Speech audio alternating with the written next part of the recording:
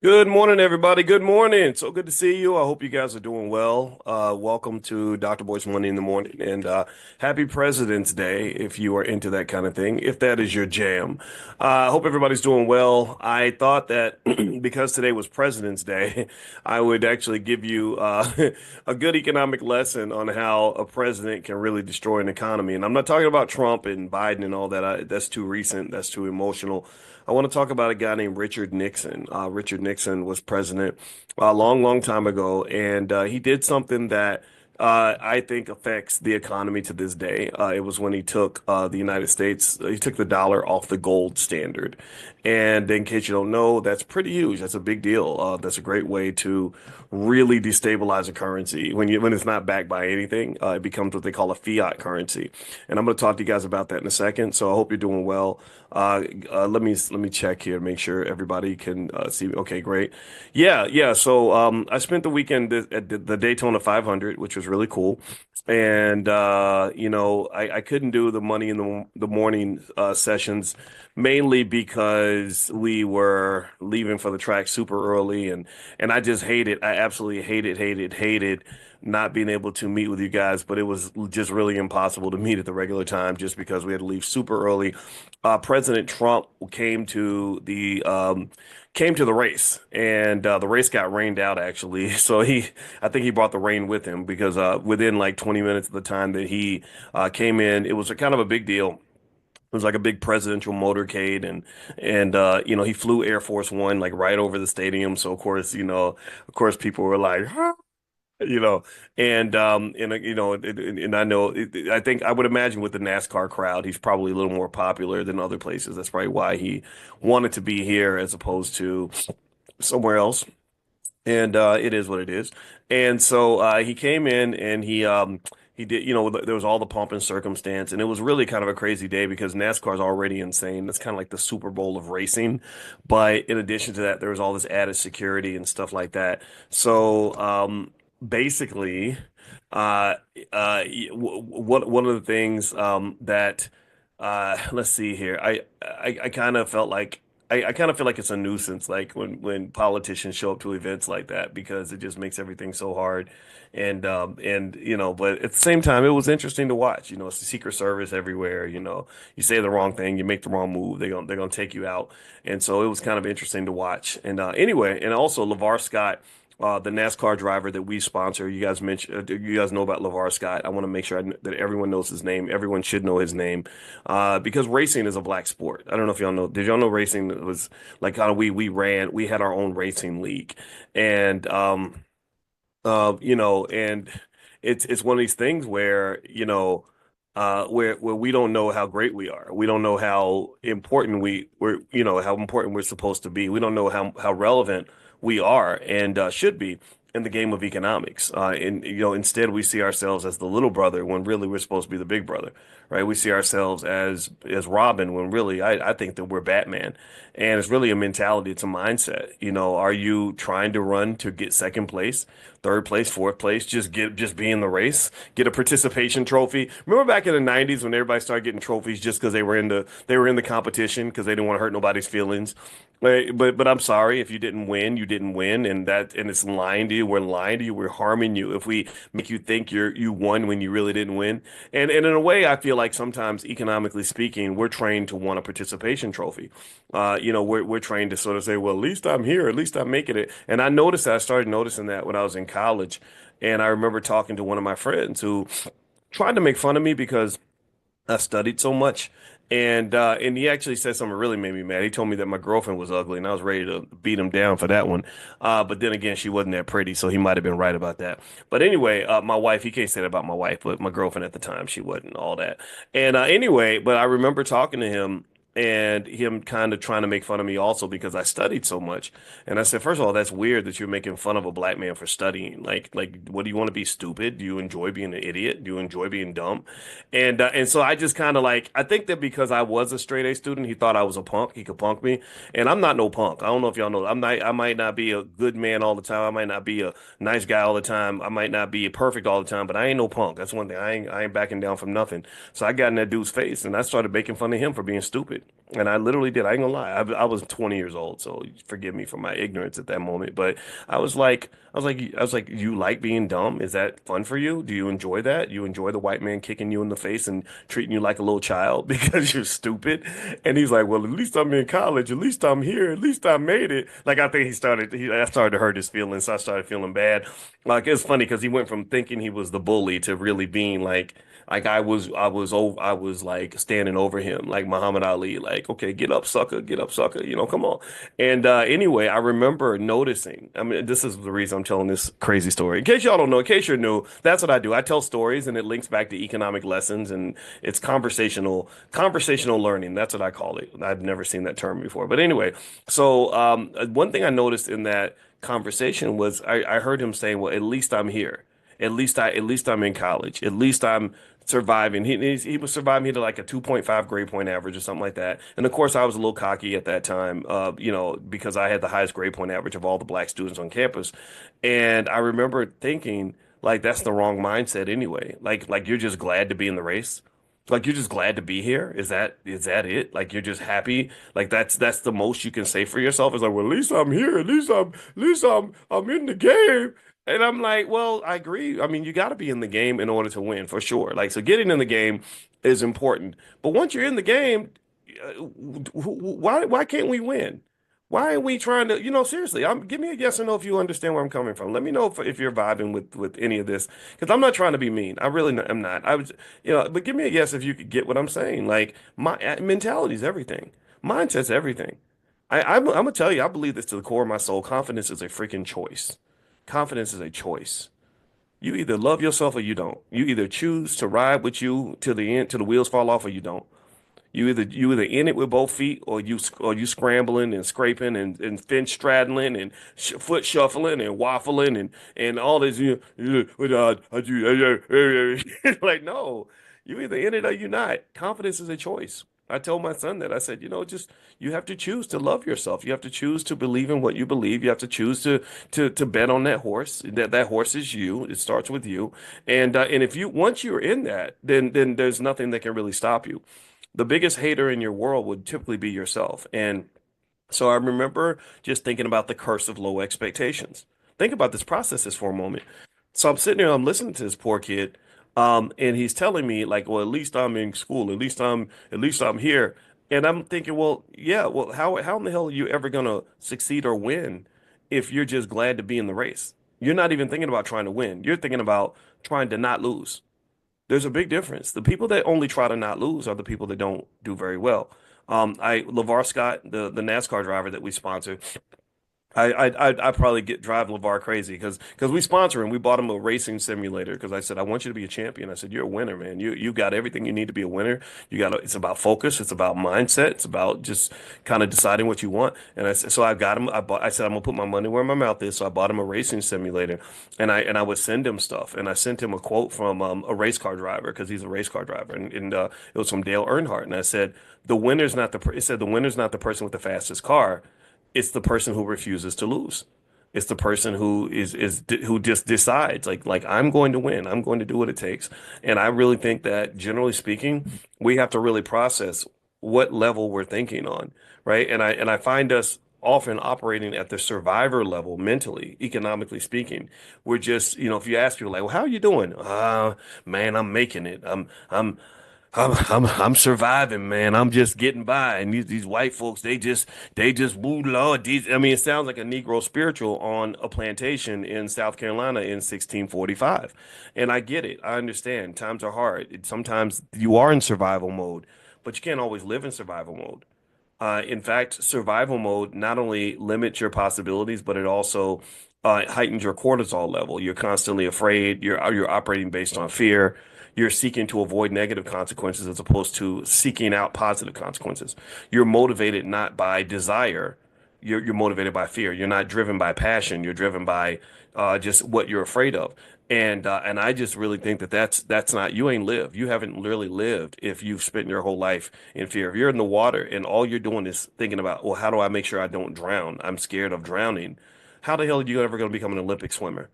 God could have made you an Olympic swimmer. God could have gave you everything you needed to be an Olympic swimmer. He could have gave you all the skill sets, the right genetics, the right everything. God's like, look, man, I gave you all the gifts you need, and you ain't using them because you're operating on level one. I need your mind to be on level five, and you're living on level one. So it doesn't matter how many gifts I give you. You're not going to exercise those gifts. And for example, one gift the black community gets every year is about 1.7, 1.8 trillion dollars in spending power. And every year, because we're operating in survival mode, we're operating in on a frequency of low economic love for ourselves, love for each other, low economic love for future generations, low economic love for our children. We don't maximize any of that. We don't take what we have and build with that. We sit around and talk about how we can't build nothing and we can't own nothing. And I think that that's embarrassing. I think that that's sad. So what then happens is that, and this is where I'm going to get to today's training. It's we get to the point where instead of building a net worth of assets that can generate revenue for us, to generate financial security for us, we wear our net worth on our bodies. We end up having our net worth in our driveway. Your net worth is in that Gucci bag, in that Coach purse. It's in that new pair of Jordans. It's in that Mercedes and in the drive, whatever it is. It's in that vacation you took. It's in that restaurant, those restaurants you like to eat at every Saturday night. And at the end of the day, you have to say, well, what am I really doing here? What sense does this make? So speaking on that, the reason I wanted to talk about some of this on President's Day, and the reason I brought up the gold standard earlier, is because one of the things you'll find that's really fascinating about this economy is how inflation works. I figured I was like, it's President's Day, so let's talk about presidents because we always talk about what black people are doing wrong, and I think that's important. I really think we need to talk about what we're doing wrong because that's what we can control. But we can also talk about what white people do wrong. And there was one white guy named Richard Nixon who's probably a hero for a lot of Republicans, but he did something that I thought that I disagreed with back in 1971, where he took the U.S. dollar off the gold standard. And when he took the U.S. dollar off the gold standard, that turned our currency into a fiat currency, which basically means that if you have a bunch of dollar bills in your bank account, what you're really holding are a bunch of fundamentally worthless pieces of paper that only have perceived value. I was talking to a billionaire this weekend, and one thing that we were debating was Elon Musk's net worth. I said, yeah, Elon Musk, I think, has a legitimate shot of being a trillionaire. He's worth over $500 million or $500 billion now, or almost half a trillion. And he said, yeah, but that's market wealth. And I said, yeah. I said, but he said market wealth can fluctuate. He said, whereas the Saudis, they have oil, which is tangible. And I said, I get that. I understand, if you have something that's tangible, like oil or gold, you have some use for that thing outside of just owning the asset. I said, but generally speaking, the stock market hasn't declined in the last, or sorry, it's declined, but it's never actually gone down and stayed down. So even when there's volatility, there's still some long-term value there. And one of the things that we did agree on and we kind of talked about is that a lot of his net worth is built on perception. Just, Tesla has not made however many billions. I think it might be $1 trillion company or close to it. I got to look it up exactly. And they haven't made $1 trillion, but they have this perceived value, this idea that according to this model that we use in finance called the present value of future cash flow model, there's a fundamental belief, which I don't know if I agree with, that this company will make enough money such that if you translate the future wealth and you adjust for inflation and interest rates and all that, that it's going to be worth $1 trillion, right? So, but a lot of this is perception. If his popularity was to decline, or people would stop believing in Doge or believing in him, some of y'all already don't believe in him, and I respect that, I get that, then that couldn't affect his net worth. In fact, a lot of investors are a little bit upset with him at Tesla right now because they feel that his political activities are actually impacting Tesla stock. So, and let me see, I was really curious to look at that. I don't pay much attention to articles like that, to be honest with you, because a lot of them are based on maybe temporary declines in the stock price. So someone would say, ha, your stock went down this week. That means you're a loser. That means you're not winning. You're failing. And here's the thing. Let me tell you a little secret about stock prices. Let me break this down because y'all know I wrote my dissertation on the stock markets. That's my favorite thing. So let me show y'all something real quick. Look at this. Look at this. So let's say that you hate Elon Musk, right? And you're like, oh man, see, look, that sucker, he done cost his investors all this money. Look at his stock price. It's gone down 16.5% this year. He's losing, he's screwing his investors because he's out here just running his mouth and being a Republican and stuff and everything. That dang Elon Musk, right? And I saw Sheryl Crow, like she gave away her Tesla, which makes sense, right? I think that that's perfectly reasonable. I don't understand why you would hate Elon Musk and then buy his cars. Like that's not logical, right? So she gave her Tesla back and put it on video and was like, haha, look, I'm giving my Tesla back. And a lot of people felt that way. And you see this decline in the stock price that people are seeing, and they're like, this is proof that it's working. He's a sucker. He's losing money for the investors. 16% of their market cap is probably about $200 billion. So they've lost $200 billion in market capitalization in the last month because Elon Musk is a big old sucker, right? Or not so fast. I'm not just go bear with me. Perspective is everything. If you're financially conscious, which consciousness is perspective, it's looking at things from different angles. What if you look at the stock price of the last 6 months? What happened? Oh God! Whoa! Wait! Hold! Wait! Stop the wait! What the hell is this? Stop! Wait! Stop that! You're playing. This is fake news. His stock price actually has gone up 60% in the last 6 months. Everything that was red when you looked at things from a 1 month perspective suddenly turns green when you look at it from a 6 month perspective. So any headline that says that his investors are losing is not an accurate headline because I will tell you for a fact that it's very rare for any stock to go up 60% in 1 year. And I know this because I've owned Tesla shares for a long time, not because I care about Elon and his politics, but because I believe AI and robots are going to be a thing. I believe he's gonna somehow wrangle his way into driverless cars. He's going to partner with somebody like an Uber. They're going to make a few trillion dollars because of it, and he controls the freaking government now, which is just the saddest, sickest thing I've ever seen. You don't want a bunch of capitalists rummaging through people's IRS tax filings and everything. It's very disturbing. At the same time, it's life. It is what it is. It was coming anyway. It was gonna happen anyway because you allow money into your political system. They gave up on the idea of democracy and they started letting capitalism interfere with their democracy. So you put poison in the bloodstream. That's what you did. And it's not going to leave. It's like taking a hit of crack. Money is like it's like financial crack. Like if you ever take don't let your friends convince you to try crack. If they say just try it one time so you can see, and you say no, I don't like crack because Whitney told me crack is whack. And they say, well, how do you know? And you say, well, I don't know. Well, how do you know if you never tried? Don't fall for that trick. Don't just be like, well, let me just take a hit of crack just to see if I like it or not. Because you're gonna like it. You're gonna like it. And you're going to forget that it's going to kill you. You might remember, but the high will be so good that you won't even remember the fact that crack is bad, right? So when the government gets a hold of that financial crack, you have crackheads kind of running the government. Capitalism is a drug, capitalism is a religion, and now the capitalists are running the government. The criminals are running the police station. That's pretty much what you have. So here, Musk, if you look at this, if you look at it objectively, year to date, the stock has dipped a little. Last 6 months, investors have killed it. Last year, investors have killed it. Their investment nearly doubled in the last year. Huge. If you're a 5 year investor in Tesla, then you're probably rich. If you've consistently put money into Tesla stock over the last 5 years, you have 5x your money. You've made all this money without working. I met a black man on an airplane who was 32 years old, who literally had over $1 million in Tesla stock because he started investing when he heard of me in 2017, and literally he consistently invested. He decided he loved Tesla. Now he's a millionaire, and he was on his way to Medellin because he doesn't want to live in the United States and he can live wherever he wants. He was buying a condo in Medellin. He showed me pictures. So I hope that you understand and you agree with me when I tell you the importance of training your children and your family and your grandkids to participate in this economy. There's nothing about being black that says you have to lose. There's nothing about being born poor that says you have to die poor. There's nothing about your father and your mother being working class that says that that's all you can ever be. That's just simply not true. And in fact, the idea of job security is something that you always want to take out of your head right away. There's no job security. Jobs are not secure.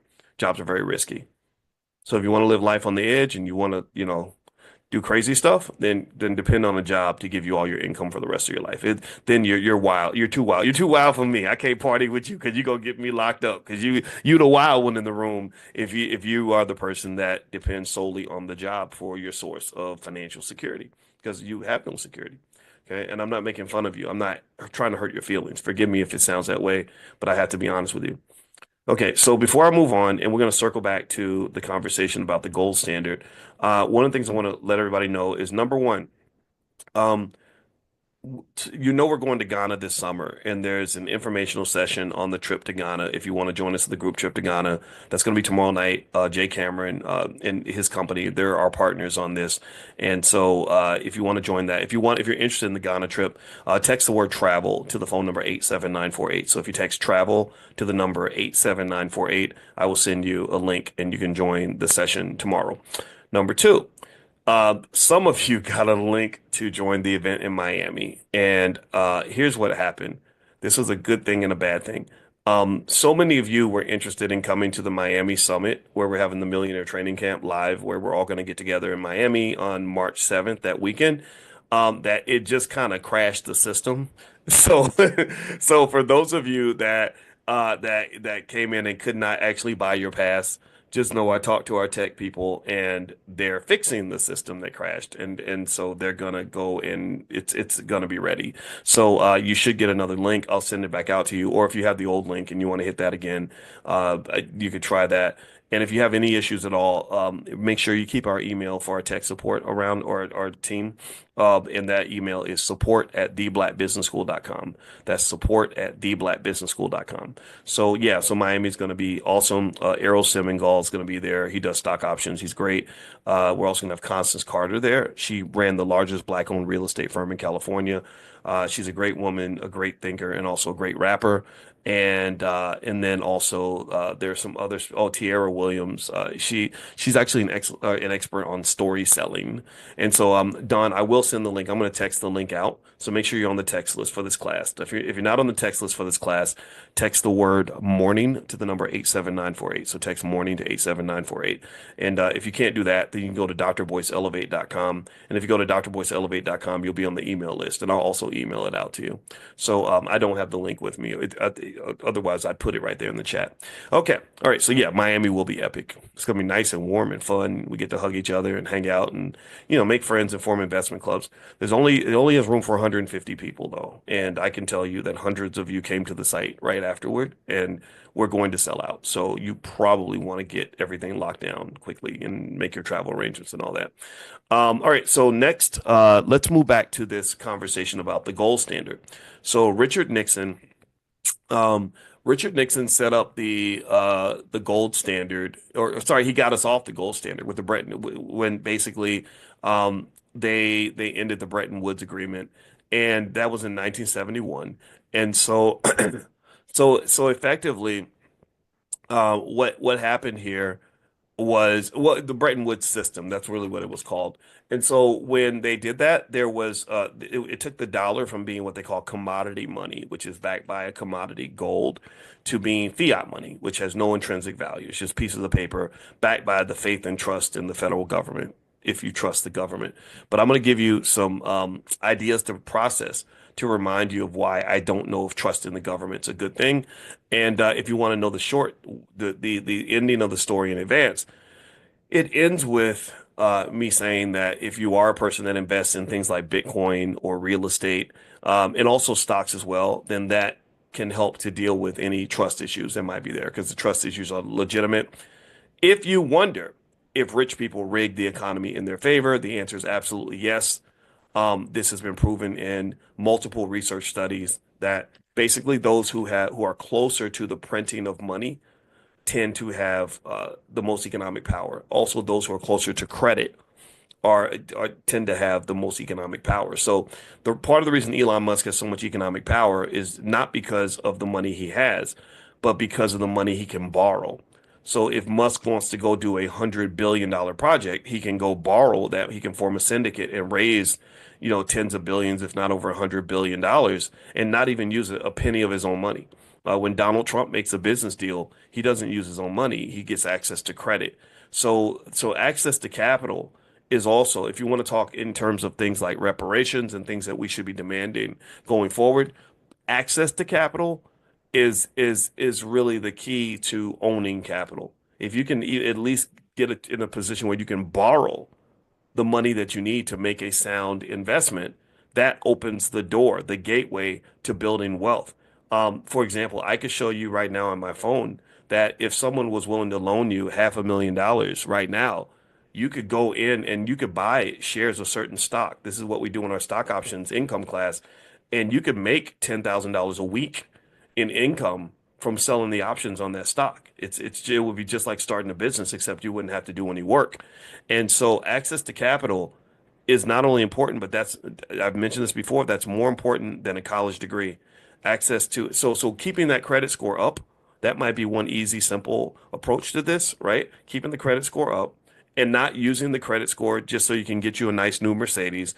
Get the Mercedes, but get the Mercedes after you get the business, right? You can go get the luxury item, but get the luxury item after you go get the real estate. Do you understand? So I'm not saying take that off the table. I'm saying make sure first things remain first.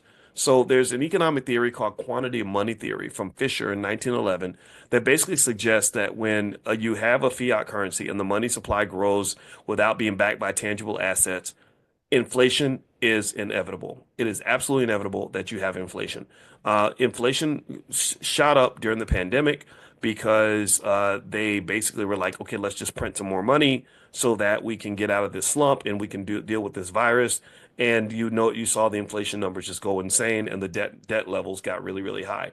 Um, Also, here's another thing. There's also like a financial fear of money printing, which there should be. So when there's no gold backing the money that's being added to the money supply, this creates something in the public consciousness called inflation anxiety. People are just afraid of inflation. They're kind of worried, like, gosh, inflation's coming. What am I going to do? In fact, give me a yes in the chat if inflation bothers you. Give me a yes if you were disturbed by the amount of inflation you saw. Give me a yes if you were annoyed when you saw that the prices of everything was going up. I think the prices of homes went up over 40%. The price of home ownership went up 40%. Not that, so that's not the price of the home. That's the price of maintaining the home. Just owning the house. It costs money, right? Insurance was ballistic. My poor friends in California got hit hardest. They're probably the most least fortunate people in the entire country in that regard. So inflation creates a fear. Like when you know it's coming, it creates a fear. And what that does actually is there's a theory by a guy named Lucas from 1972 that called rational expectations, which could also be called like sort of a self-fulfilling prophecy. And what that means is that when you fear something, you create the possibility that thing is going to happen. You make it actually happen when you fear it. So they say publicly, when the public fears inflation, it causes inflation. You see what I mean? Like, so if people think inflation's coming, then inflation's probably coming.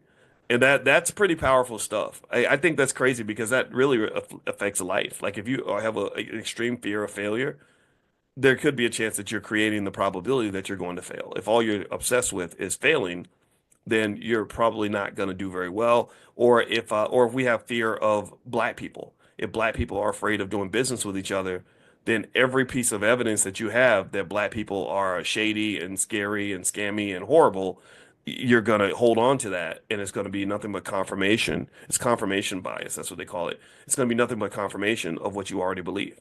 You have people to walk around and say, ninjas ain't blank. You know what I mean? And they will literally find evidence. Their subconscious mind, my wife is an expert in the subconscious. She talks about this stuff all the time. Their subconscious mind will pick and grab little pieces of evidence like, see, that proves they ain't shit. That proves they ain't shit. That proves they ain't nothing, right? And you're ignoring all the other evidence. There's a lot of research that shows that that's true. So you got to be really careful about what you put into your mind. Also, in terms of wealth gaps, woo, buddy, this is a big deal. So when you talk about fiat currency that's backed by pretty much nothing, when you have when people have access to fiat currency, what happens is it accelerates the wealth gap in society because there's kind of like two types of people when it comes to financial literacy. There are people that are financially literate, and there are people that are not.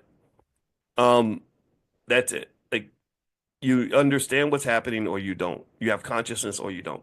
A lot of you have people in your own family that are not financially conscious. In fact, how many of you would say that maybe the majority, you feel like the majority of your own family is not financially conscious? Anybody in a family like that where you feel like you're like relative to what we talk about in class, like do you have the majority of your family members would benefit from coming to this class, but they got better things to do, like watch Netflix or go to sleep and stuff like that, right? Give me a yes. Okay, so this is a common thing. So what happens is that financially conscious people who are aware of these biases, who are aware of these inequalities and where they come from, they tend to engage in different behavior from people that don't know what's happening, don't know what's going on. All they know is they're being screwed, and they don't know who's screwing them. They don't know where the screwing's coming from. They don't know how the screwing took place. They're just lost. They don't know what's happening. And the people that do know what's going on, who say, "Yeah, man, they're trying to treat me like a sucker, and they're trying to steal from me and do this to me and do that to me," you might seem paranoid, but what's really great about that is if you use it in a positive way, is that you will do what financially literate, financially conscious people do. What financially conscious people do in response to inflation is they store their money in assets that are going to benefit from inflation. That's what they do. They put their assets they put their money into assets that are going to grow with inflation. They put their money in stocks, which grows past the rate of inflation. They put their money in real estate, which shoots up like crazy when inflation's high. The inflation was high, the prices of homes went up. If you're a homeowner, then you're not so mad because you probably increased your net worth by $100,000 or more. I had one of my godkids. I'd like to do a little bit of something for all the kids to kind of help them to give them an opportunity to get started. It's up to them to decide if they want to use it or not. And so for her, what I did was I gave her the down payment on her first house, and I said, "Here's the money. If you use it for your down payment, then that's good. But if you don't want to use it for your down payment, I'm not going to say anything. Just don't ask me for money anymore like this. Like I'm doing this one time. That's it." So she was smart. She took the money, bought the house, and she called me a year later and she said, "Oh my God, can you believe that the value of my house went up by $100,000 last year? And I didn't have to do anything. I made $100,000 and I didn't even have to work for it." I said, "Yeah, that's what I've been telling you. That's kind of how these things work." So really, and a lot of us, I think, could do this for our kids. I think that this should be something that we try to do, right? And maybe the down payment might be a lot. Maybe there's something else we could do. Maybe there's some kind of savings process. We talked about things like the $5 a day plan, right? Money can be accumulated, right? It should be accumulated. So don't think that, oh, that's just, of course you did that because you're Dr. Boyce and you're rich, and I'm not poor, but at the same time, um, first off, I have a lot of bills too. I pay a lot of people, so it balances out, right? You got more money, but you got more responsibilities and stuff, right? So that's the first thing. But the second part is that when I showed you all the $5 a day plan, which by the way, if you haven't seen it, it's at blackwealthmasterplan.com, blackwealthmasterplan.com. If you go to blackwealthmasterplan.com and check out the $5 a day plan, what you'll see is that anybody can do this. But you have to just make sure you don't waste time. We've talked about time, the time consciousness, the value of time. If you are conscious of time when it comes to investing, then you're going to be a tremendously good investor. You're going to have plenty of money. If you can really use time to your advantage, any person can be wealthy if they use the value of time. Because basically wealth is built through something called an annuity. All an annuity is a series of payments, all in the same direction. So remember, you're creating an annuity already for the person who sold you that car. You're already creating an annuity for your landlord. That's why you bought your landlord a house. You have. If he's investing all that money, which he is, he's probably bought a house, maybe two houses from the rent that you've paid. So never say you can't afford a house. You just can't afford a house for yourself because you were too busy buying a house for the landlord. Right, that's the truth. That's the math behind it, right? So what I've just simply said is that all you got to do is believe in economic equality, right? Or we always talk about equality, but do you even believe in equality? Do you even believe that you deserve the same thing that you're giving to other people? Your boss deserves to run a company, but do you deserve to own a company? You know your landlord deserves for you to buy him a house because mathematically you've probably done that if you've been paying rent for more than a decade. So the question is, do you believe you deserve a house? If you because if you do, then what you'll do is you'll say, okay, I got an annuity out for the landlord, I got an annuity out for the car dealer, I got an annuity out for the cell phone company. I'm going to create an annuity for me and for this family too. And if you do that and you're consistent with those payments going into the stock market, then you will have wealth. You will be wealthy. There's no way around that. Okay. All right. So let's keep going. All right, let's see here. The one economic theory is from a guy named Richard Cotillion, which is actually in the 18th century, which is really fascinating. This will feed the conspiracy theory. And basically, what Cotillion said, which he's correct about, is that those closest to newly printed money and credit, meaning banks and investors, they tend to benefit first, while poor people suffer from rising prices. So the people, the banks and the billionaires that can get access to the newly printed money as it comes off the presses, they're able to maneuver the economy a little bit better than working class people can.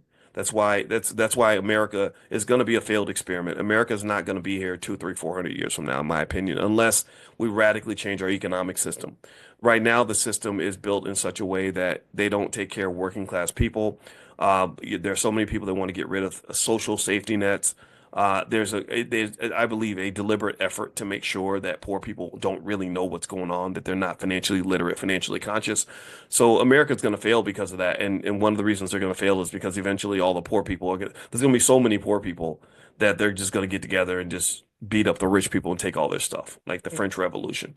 Um, so one other thing too is that there's something in terms of fiat currency that involves the psychology of economic control. So governments are able to do interesting things like manipulate interest rates, they can print money, and they can even create debt-based economies. Um, and what that does is that fuels a lot of public distrust, conspiracy theories, and kind of the push for Bitcoin. And a lot of Bitcoin is driven by this belief, an inaccurate belief that the government is manipulating the money supply, and which is one of the reasons why I do agree. If you are an investor in Bitcoin, I think that that's smart. I also think, though, at the same time, you should also invest in stocks and real estate and other assets and commodities that will retain your value a little bit better because modern monetary theory pretty much says governments can print money indefinitely without any consequences. That's a pretty controversial idea. I don't agree. I don't think you can print money indefinitely without consequences. I remember what happened to Zimbabwe. Anybody remember Zimbabwe when their president just was like, "Oh, we can print money, so let's just print as much money as we need." Anybody remember how that worked out? Where a loaf of bread was suddenly $1 billion. Like it was just kind of chaotic. So no, no, you can't. No chickens come home to roost, right? So there's no such thing as a free lunch. All right, so what I want to do is I'm going to give you some tips in terms of things you might want to do in order to deal with inflation and all that stuff. But before I do that, I want to remind everybody one other thing I might have sent it out, I can't remember, but there is I have a book called The Ten Commandments of Black Economic Power, and I decided to literally take 80% off the price for you guys.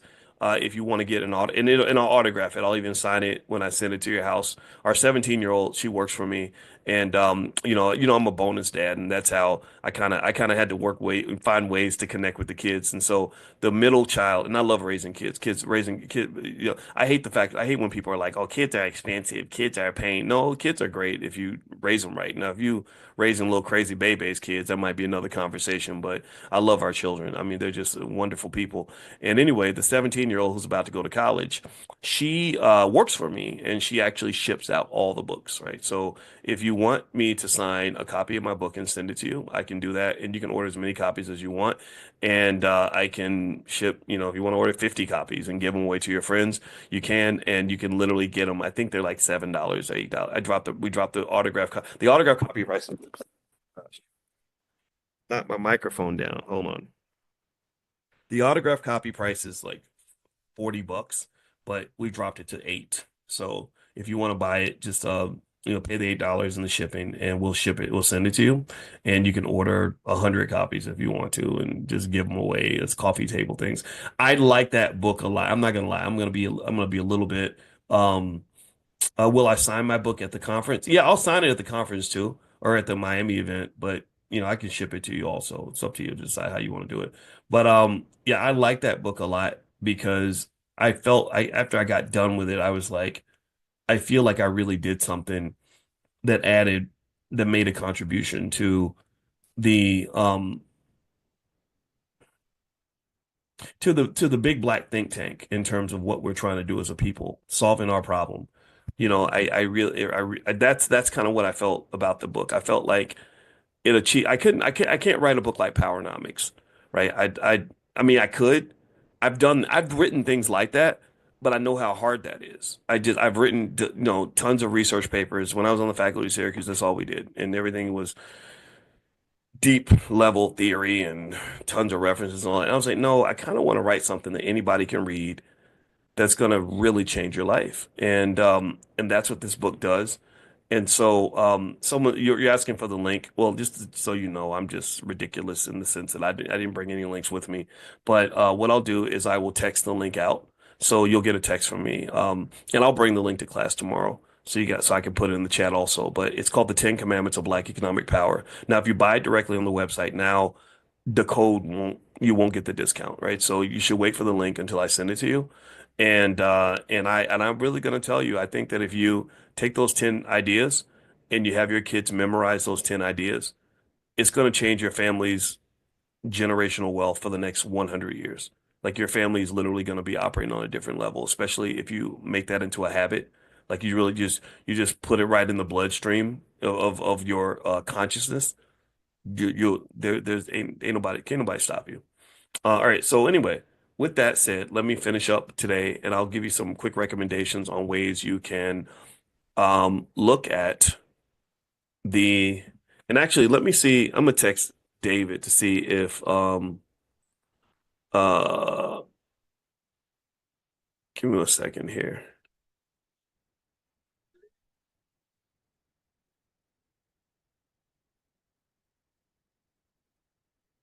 If he texts me back the link or a URL for the link that I can give you, I'll give you the URL for those of you that really want to jump out and get it now.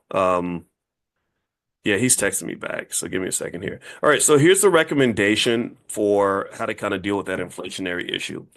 You might have picked it up from some of what we talked about earlier, but let me be real clear about some things you can do that will help you to resist inflation. One, if you're an owner of things like Bitcoin, gold, real estate, and stocks, then basically you're hedging against inflation. They call that a hedge. That's where you're protecting yourself. That's an economic self-defense strategy.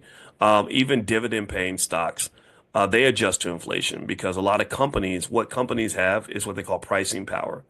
If the prices of their of their inputs go up, they can just increase the price and pass it to the customer.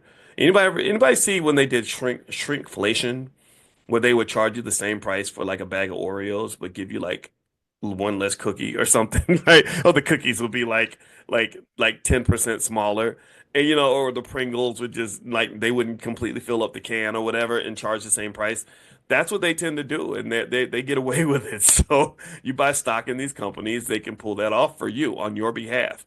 You don't have to be the victim of that behavior. You can, unfortunately, if you want to be the beneficiary, I don't know if that sounds weird or not, or I don't want to sound unethical, but you might as well own stock in these companies, in my opinion. Um, Wealth can be used also as a tool in terms of debt. If when interest rates are lower, when the Fed reduces interest rates, that is when borrowing is optimal because you can take on some good debt that will allow you to make more money. Debt is really a good thing when it allows you to make more money and is used very carefully, very strategically in a way where you manage your risk. If you do it in a way that that doesn't manage your risk, then it's not going to work so well. Now, David just sent me the URL for the 80% off book. So if somebody could type this in the chat for me, I'd appreciate it. Let me type it in and see if it works. 10commandments.boycewatkins.com. So the number 10commandments.boycewatkins.com. And that's where, yeah, I'm looking here and it looks like you can get the book 80% off here. So feel free to go to 10commandments.boycewatkins.com and you should find some some cool stuff on that page. And that's your chance to buy the book for 80% off. Okay. All right. So the last thing that you can do to deal with inflation and to protect yourself financially would be related to the well, pretty much the ownership of assets actually does most of it for you.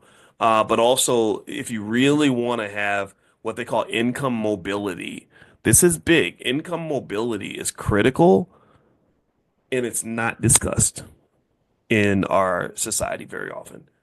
Income mobility is basically freedom.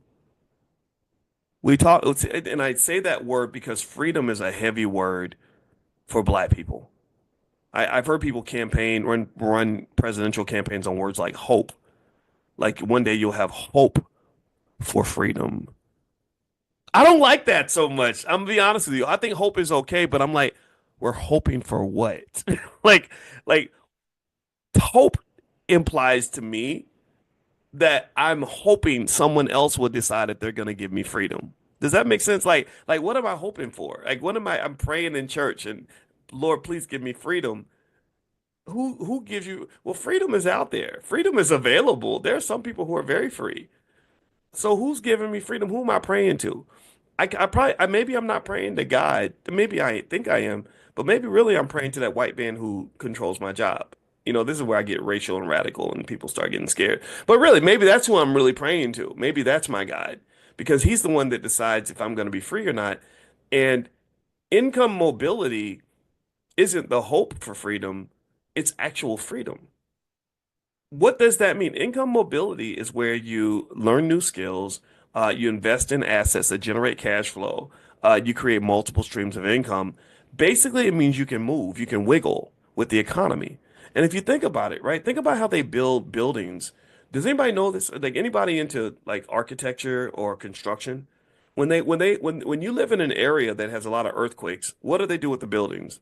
They make the buildings so the buildings are flexible. They don't make them rigid because the minute that there's an earthquake, the buildings are going to do what? They're going to crumble, right? So if you're rigid and you're stuck, I want you to think about this. I want you to really process this. If you're rigid and you're stuck, then when there's an economic earthquake in your life, everything crumbles. Do you follow what I'm saying? Do y'all get what I'm saying? Right? So income mobility is the ability to make moves, right? To wiggle, to move around, right? If you've got mobility, then the economy, they shoot a missile, you're doing Neo in the Matrix. You're making moves. You're getting it, you're doing what you got to do, right? And I think about that because I think about how your income mobility is heavily impacted, is severely limited if you're not financially literate, if you're trained that the only way to make money is through that one job, and you're stuck in that job. And on top of that, you don't have any savings, any investments, any multiple streams of income, not even a partner in the house that also has another income that can provide backup, right? Like you're just kind of stuck. You're immobile. And when you're immobile, you're an easy target. They just aim the missile for your head and then bam, it's over, right? So income mobility, which is a term, I just saw this just kind of going through stuff. It's not my term, but I love it. I like it. Is really I would almost call that like a type of financial freedom. There's different types of financial freedom. Two ways I would define financial freedom is one, having the freedom to make decisions without money being an obstacle. That was financial freedom. I didn't, and not one time did I say anything about being rich. You don't have to be rich to be financially free. You just have to be in a situation where you can make decisions that are independent of money. You can make decisions without money blocking you. Money's not standing there saying, you can't do that. You can't take off today. You can't spend time with your kids. You can't go see your mother. You don't have enough to look at the cost of the plane ticket. Like, no. So that's financial freedom. Another type of financial freedom might be related to income mobility, the ability to adjust to various circumstances, economic shocks, and to have what you need to navigate the situation as it arises. So income mobility is was one way to deal with not just inflation, but really any type of economic shock, because financial trauma is very, very real. My wife did a whole workbook on financial trauma, understanding it, dealing with it, managing all that. It's actually on our in our Black Wealth Mastery store at drboycebooks.com. So feel free to go to drboycebooks.com and you can take a look at that because I think financial trauma is huge when you're afraid of even when you don't go through the trauma of losing the job or having something go wrong financially, there's just that constant fear that is hanging over your head. That right there heightens your cortisol levels, which can cause significant mental and physical health issues. Like a lot of us are crazy and insane because of the financial stress that we're dealing with. You know, when you got a 29-year-old guy who's scared to go on a date because he's scared that she's going to want to go to Red Lobster instead of Burger King, that's not mentally healthy for him, right? It's, like your future children may not be born because you think she's bougie for wanting to go to Red Lobster, right? I don't want that to happen. I want you to be able to take her to Red Lobster and get the cheddar biscuits and then take her back again if you like her, right? That's what I want. That's what I want for everybody. I just want everybody to be free, financially free, whatever that means. All right. So anyway, that's enough for today. We've talked for a while. I hope this was beneficial. I hope this helped you in some way. Um, give me like a yes in the chat if you understood a lot of this and you got this. If you did, then we can circle back on some of these topics and drill into them. I hope you'll consider bringing your kids and your family. Bring your children. If you got there are people in here that got their 5-year-old kids up in here. There's a young lady I saw this weekend at the Daytona 500, and I saw her daughter, and her daughter had come to the All Black National Convention. Now her daughter's like 9, and she speaks like a freaking grown up, and it's because she's being raised in the culture. And when I say the culture, I'm not talking about hip hop culture, twerking culture. Also, I'm talking about the culture, the Black excellence culture.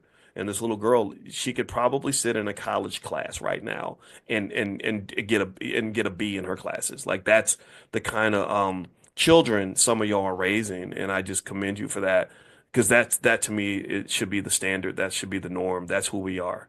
That's our greatness, right? Manifest. The kids are exhibiting that. So anyway, so that's it. So I see, Tawana, you're asking about the convention, the All Black National Convention. Yes, it's going to be August 24th, that weekend in Atlanta. Um, we're gonna be a little more. We have to be a little more rigid on in terms of discounts. We did offer the early bird discount, but we can't do that anymore just because we're partnering with a bigger organization. We decided we wanted to be team players and work with the Black Business League, and so there's going to be thousands of people at this convention. It's going to be one of the greatest gatherings on behalf of Black economics in history, probably the greatest. And then on top of that, it's right down the street from InvestFest, which I love what they're doing with InvestFest and Earn Your Leisure and everything else. So you'll get an opportunity to just network with so many amazing people. But because we're partners, it's going to be in Atlanta. Because we're partners, we kind of, there's some things I can just unilaterally decide on. Some things I have to talk to people about. We got committees and stuff, but it's going to be amazing, and I like it because it's also a great reminder and example of the power of what we can do when we work together. We're making Black history together. The Black Business League is celebrating their 125th anniversary. We're doing our 10th anniversary, so it's and once everything's ready for that, I'll let you guys know, and you'll be the first ones to be invited. And I hope you'll come to the convention. I guarantee it'll change your life. It's an amazing event. And so, Rod, I'll give you more information as it emerges. So anyway, with that being said, I will make sure you're on the text list for this class. If you're not, pull out your phone, text the word morning to the number 87948. So text morning to 87948. And I'll also text out that link for those of you that didn't see the link for 80% off an autographed copy of my book.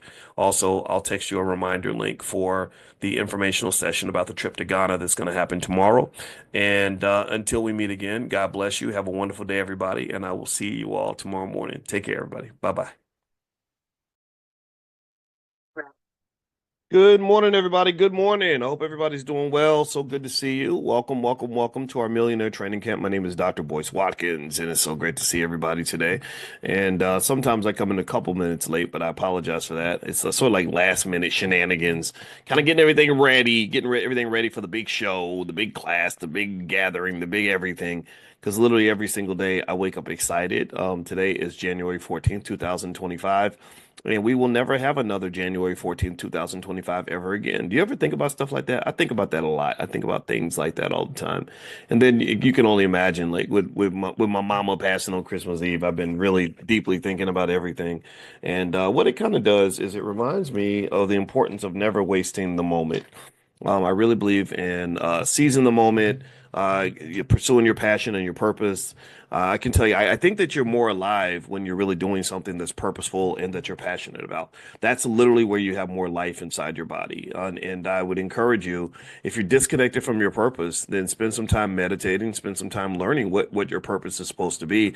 And I guarantee you, it'll just enhance everything. I promise you.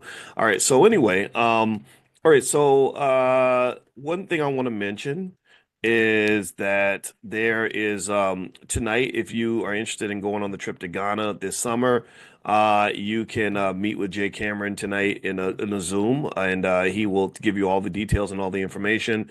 Also, we have other trips that we're partnering with Jay Cameron on. So if you want to just see all the trips that are available, you can go to b1voyages.com. That's b1voyages.com, be the number one voyages.com. And you can also text the word travel to the number 87948. If you text travel to 87948, we'll keep you notified whenever we do anything that's travel related. We are going to go to Black Wall Street. We're going to go to Miami. We're going to go to Ghana, and then maybe we'll go other places. I really want to kind of do a little bit of everything. I'm super excited about that. I'm actually going to go to Denmark tomorrow. And so I'll be sort of talking to you guys from Europe. So that's going to be very interesting. All right. So here, what I want to do is explain to you, basically give you three reasons why China is going to dominate the world. Okay. China is, not a perfect country. They make some mistakes. There are policy errors that I think are very costly for them. But Lord Jesus, man, when I tell you, I hope that did that sound that ain't sacrilegious for me to say Lord Jesus, is it? I don't think so. I wasn't saying it like in a bad way or nothing. But anyway, when I tell you that this country, I wrote notes down. I can never find my notes. When I tell you that this country is doing everything right, like they're just literally just being real gangster with the rest of the world. I'm not kidding. They are right now, China has a trade surplus. A trade surplus is the value of everything you export minus everything you import. So they have a trade surplus with the world. And if you want to understand how a trade surplus works, it's kind of like the opposite of what the black community does with white people. Like, if you want to know how a trade surplus works, a trade surplus basically says that I'm selling you more stuff than you're selling me. That's it. That's all it says. It says I'm selling you. You're buying my stuff, but I ain't buying your stuff. I don't get high on my own supply, but I'm serving these fiends all day, right? To go street with it. Does that make sense? Give me a yes if you understand that, right? So that's kind of what China does. China is they are the original gangster with the rest of the world when it comes to economics because they understand powernomics probably as well as Dr. Claude Anderson himself. And Dr. Claude Anderson, he's the goatiest of all goats. We know these things. And you know how much I love this man. But I'm gonna just tell you, when you talk about the implementation of a powernomics philosophy, the Chinese have it down. The Chinese are like, I'm the producer, you're the consumer, and that's how it's gonna be. When I get my money, when you get your money, you trick it off. You're supposed to spend it because you're a dumb American. When I get my money, no, we're going to say we're not buying your stuff. And if we buy some stuff in China, we're not going to buy the American stuff. We're going to buy the Chinese stuff. So the same way that we talk about being B1, the Chinese are kind of C1. They're like, no, China first. You want to sell us a car? No, we buy Chinese car. You want to sell us an iPhone? No, we make Chinese iPhone. We call it Chai phone. That's what the Chinese do. The Chinese, they're like, no, I don't support your family. I support me family. I support my family. That's kind of what they do. And so I mean, I'm not mad at them for it at all. I think it's amazing and it's very powerful. So let me kind of give you some stats to kind of help you understand the severity of the massive economic imbalance that the Chinese are creating. They're what they're doing in a way is they're kind of doing the same things that America used to do. America used to manufacture stuff. Did y'all know that? We used to make things. And we used to make more things than anybody else in the world. That's how we won wars. That's how we won World War II and probably even World War One. Is we just knew how to like we could make like whatever for every one bullet you made, we'd make 100. For every one ship you could make, we'd make 10. For every one airplane you made, we'd make 50. And that was how America won. America was very productive because we knew how to manufacture things, and we lost that. We threw that away. Trade agreements, globalism, all that. So now America doesn't make stuff. That's what you go to cities like Gary, Indiana, Milwaukee, Wisconsin, Detroit, Michigan. You see depleted manufacturing bases that don't exist as much as they used to because we just decided, oh, we don't need to make stuff. We're gonna let other people make stuff, and then we'll just let them serve it back to us. And so the Chinese said, okay, we're going to take over manufacturing. We're just going to be the greatest manufacturer on the planet. So here are three reasons why.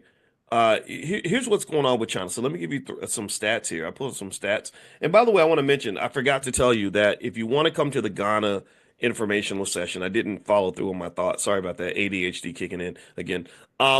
Is if you get on the text list, I will text you a link to join us for the Ghana informational session tonight with Jay Cameron. You can get on the text list, text the word morning to 87948. Text the word morning to 87948. Also, for those of you that do stock options with us in the Prime program, I sent you all a video where I was showing you a strategy to adjust to what's going on in the market to generate cash flow. And one of the great students, Errol, another Errol, there's two Errols, both of them are super smart. There's an Errol who has his son. He and his son are learning stock options together. I hope you didn't mind me mentioning that because I think that this is a template for every family. And so Errol asked me to do an example selling puts, and I did. And because that's something I'd actually been doing. So I actually sent you all the video link where you can actually apply that strategy. And I did it in my portfolio and generated quite a bit of money that allowed me to deal with the market decline yesterday. So if you want to know more about stock options, and it's a great way to generate income, it's better to me, it's far better than real estate stuff. Like we've talked about this. Feel free to go to drboyceprime.com, or you can also text the word options to the number 87948. Text options to 87948. All right, so let me give you some stats on China. So here's the deal with China. Here are five powerful stats for China's economic dominance. Number one, China accounts for 28% of global manufacturing output, making it the world's largest manufacturer by far. The country's manufacturing sector produces a vast array of goods from electronics to textiles. Anything you need, they got it. We got what you need. We serving these fiends. Number two, China is the largest exporter of goods in the world, with its exports valued at $3.5 trillion per year. 3.5 trillion. That's massive. This accounts for 14% of global exports, cementing its position as a key player in global supply chains. If China stopped manufacturing things, everything would shut down. And that's a national security risk for America. And we'll talk about that in a minute. China manufactures over 50%, 50% of the world's electronics, including smartphones, computers, and televisions, which is crazy. Let's see.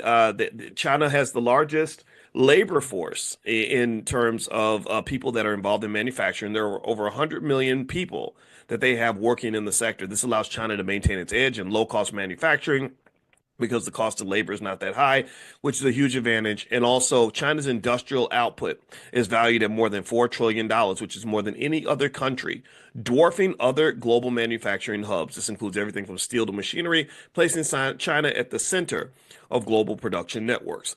Now, let me continue to tell you why I believe the Chinese are going to dominate the world. I saw the head of the FBI, the former FBI director, on his exit interview as he's leaving office. He said that basically the Chinese have an investing strategy that is something Americans really can't match. And the reason I say it's an investing strategy is because we talked about what investing is. Investing is not, it's not about the money. Stop thinking about the money. Some people think I'm always talking about the money. It ain't about no damn money. The money's not the most interesting part. What it is about the Chinese investing strategy is mindset. As Terrence says, they play the long game. They're very patient. They're very patient. And patient people who are committed to delayed gratification will kick you in your ass every time. Like you never want to really get into a war with a really patient person. You know, like I had a friend the one time that was like kind of a gangster, like she was a drug dealer, and she had a past that we didn't talk much about. And I said, I ain't gonna ask you nothing about nothing that happened in the 90s. But we were talking about her experiences a little bit. She was speaking like hypotheticals, right? So she would be like, well, if I wanted to go and get revenge on somebody, I would not do anything right away because the police are paying attention or whatever. She says, so I would just I would let you think that it was over. I would let you wait 4, 5, 6 years and let your guard down and get into your comfort zone. And then I would go and handle my business. So that's what she did. She said, I would just wait. I would just wait and wait and wait and wait and wait. And eventually they just think, oh, it's over. It's all in the past. And then one day, next thing your dog is boiling on the stove or something or whatever, right? So, so basically, so patience is not just powerful in life, but it's powerful in investing, actually, incredibly powerful. Warren Buffett actually says that wealth is nothing but a transfer of money from impatient people to patient people, impatient people to patient people. And so capitalism thrives in America largely because we create a society full of highly impatient people. Tell me if I'm lying. Instant gratification, gotta have it now. Dopamine spike, dopamine hit, dopamine hit, right? And again, like the dope dealers, they're serving them fiends. Like you want some Instagram? Yeah, yeah. Scroll, right? You want sports betting? Yeah, yeah. Cowboys. I'm betting on the Cowboys. Don't do that because you'll lose your money. But like whatever. Like we have this society that's built on all this instant gratification. And you see it kind of pile up in a lot of areas, like relationships. Oh, if it's the third date and I ain't getting none, then I'm out. I'm out, right? If you can't spend $300 on a first date, I'm gone, right? And so what happens is that there's the short-term benefit, but there's a long-term cost. There's a long-term cost. And what I see in terms of the long-term price people are paying is number one, people are lonelier than ever. A lot of marriages don't last. A lot of people are disconnected from each other. Most young guys in their 20s haven't even slept with a woman in over a year, like 75% or something crazy like that, which is just unbelievable. And then people get older and then they sort of realize like, wait, I didn't invest in people. I thought kids were a burden. I thought a spouse would just hold me back. So now I'm 65 years old and I don't have what I wish I'd had if I'd made different choices when I was younger. There's a retirement crisis. Millions of people are not ready for retirement. A lot of people, because again, instant gratification over delayed gratification. So when I come along and I say, well, if you had just put $1,800 in Apple stock in 1997, you'd have $4 million right now. Well, then next thing you know, people are like, so first off, there's the regret, right? It's like, man, I had $1,800 several times in 1997. I could have done it. I could have bought some stock with that. And then you get these impossible questions like I retire in 2 years. How do I turn $1,800 into $1 million in 2 years? And I'm like, I don't know how to do that. That's like asking me to make delicious Kool-Aid when you don't give me no sugar and no water. You can't make Kool-Aid without sugar and water. If anybody's ever tried that, you know it does not work. What am I supposed to do? Spit in the bucket? Like it ain't gonna work. You need water to make your damn Kool-Aid. So you need time a lot of times to build your wealth. If you throw away time, then you've kind of thrown away your opportunity. So millions of Americans are in the middle of a retirement crisis. Millions of Americans are lonelier than ever because they didn't invest in relationships. Millions of Americans are in a physical health crisis. I saw a stat the other day that said 48% of all women over 55 are going to get dementia at some point. Also, nearly half of all Americans are going to die from cancer. There are easy, simple studies out there that talk about the link between sugar and cancer and processed food and cancer and obesity and cancer, right? But then there's a price to be paid if you're getting up and going to the gym, if you're avoiding the sugar and the salt and all these other in the processed food, right? So it's hard to do. It's very hard to do, especially when they're putting it in your face, right? They're putting it in your face because capitalism it's almost like the original kind of artificial intelligence. Capitalism, when it is at its worst, it's like this really smart demon that literally has pierced your soul. It can read your mind. It knows what you want. It knows how to tempt you. It knows where your greed lies in your darkest spots, and it knows how to say, "Oh, you want more of this, don't you? You want some more? You want here? Take some more ice cream, right? And right here, have some sex. You want some sex, don't you? Right? And that's what happens, right? That's why spirituality and consciousness, I think, is really important because that helps you rise up above all that, right? Because we are, to some extent, we are kind of like slaves to the flesh in a way, like the cravings and desires and all. That's what things like the therapy really matter. Because if you get the therapy, then you get the self-awareness. You can kind of look at yourself and say, this isn't who I want to be. This isn't where I want to be. So now I'm going to take a different process of life optimization. I'm going to invest differently. I'm going to make sure I still enjoy my life, but I'm going to enjoy it in a way where I can enjoy it over a long period of time and not just have a lot of fun right now and pay a big price later on. The Chinese, I think, are dominant economically largely because they incorporate this into their society for children at a very early age. Like their children at an early age. You might have seen those videos on Instagram of like Chinese kindergartners in school and the crazy stuff they're doing. Like they'll be cooking and making like building buildings and like making like sewing sweaters and or they'll play even when they play basketball. They're so much better than like they'll have like 20 kids and they'll all be dribbling a basketball in sync. And like one, you ever see that where they're what like there'll be like a circle of kids. Try to imagine this, right? They'd have a big circle of kids and like maybe 30, and they would have a basketball on each side of each kid. And then they would dribble and then they would move and then take over the dribble for the next ball and then move again and take the dribble for the next ball. And the amount of coordination is very powerful. And when I taught in China, when I taught finance in China back, I think it was about 2006, I noticed that they are in sync unlike anything I've ever seen. You want to talk about unity? We can't come we can't even dream of having that level of unity. I've never seen that level of unity. Like it's almost like they are a cyborg. They are literally they operate like the same person. It is scary and it is amazing. And what I think that they do because they're at war with the United States is they use our impatience, our lack of discipline, and our lack of unity against us. They do. They're like, oh, these people, they believe in stuff like democracy and freedom, which is, I think, actually, I like democracy and freedom. I do. That's a downside of China. They don't let you have that, right? They put the group over the individual. And every strategy has its pros and its cons. So their belief is like, hey, look, the individual is not as important as the collective. And some of you agree with that, but at the same time, when you do want to express individual liberties, there's a limitation on that, right? So every system isn't perfect. It's hard to be all things all the time to everyone, but I can tell you that their unity is something that is, I think, going to make them very dominant. And it's what's allowed them to amass a tremendous amount of power. China's in, I think, they had a 100-year plan for world domination that they started in about the 1970s or 1980s, and they're about year 50 of that plan.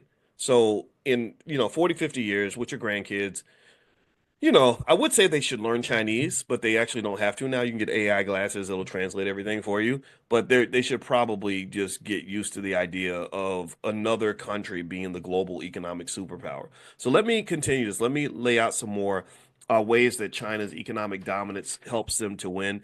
Just a reminder also, don't forget that today at noon, we are meeting for Stock Market Tuesdays. So if you want to come in and ask me questions about the stock market, we'll break down the stocks that I like in terms of good investments right now. We'll also kind of do some lessons on how the market works and just whatever you guys need today. So we're going to do that at noon. So if you want to join us and do a free trial, go to drboycestockmarket.com. That's drboycestockmarket.com.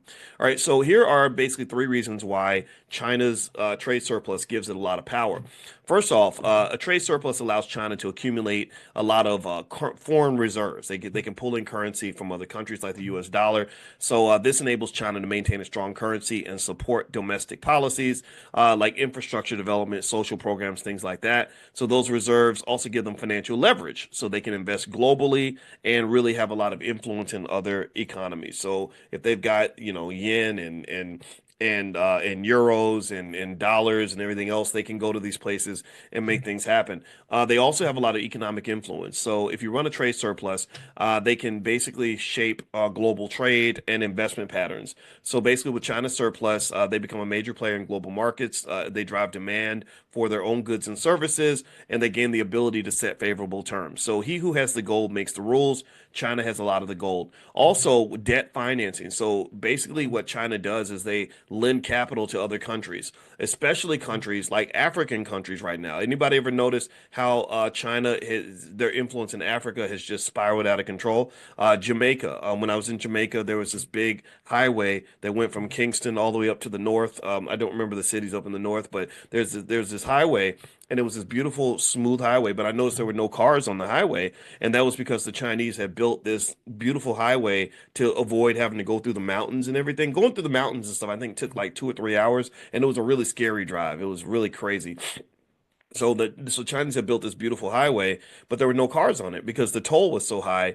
But they had gotten these crazy 99-year leases on all the land going all the way up to the north. And it just really was like, I don't think this was a good deal for Jamaica, but it's a great deal for China. So they use debt financing to gain leverage over other countries, right? So that's no different from you having people in your family where if you have all the money and Cousin Pookie comes and says, I want to borrow money, but you want Cousin Pookie to start taking care of his kids and stop smoking dope so much, well, you could start making rules. You can say, look, if you want my money, you're going to have to change certain things. You're going to have to go to rehab. You're going to have to stop, you have to stop doing X, Y, Z. You're going to have to show up and rake the leaves every day, right? Money talks. Money talks, period. That's the world we live in. Money talks. So people that are trained on money early, children that are raised in an environment that is economically intelligent and leads to various forms of economic self-sufficiency and the ability to invest for the future and thrive in the future, those individuals tend to have a lot more power than other people. You don't believe me? Just ask the white man.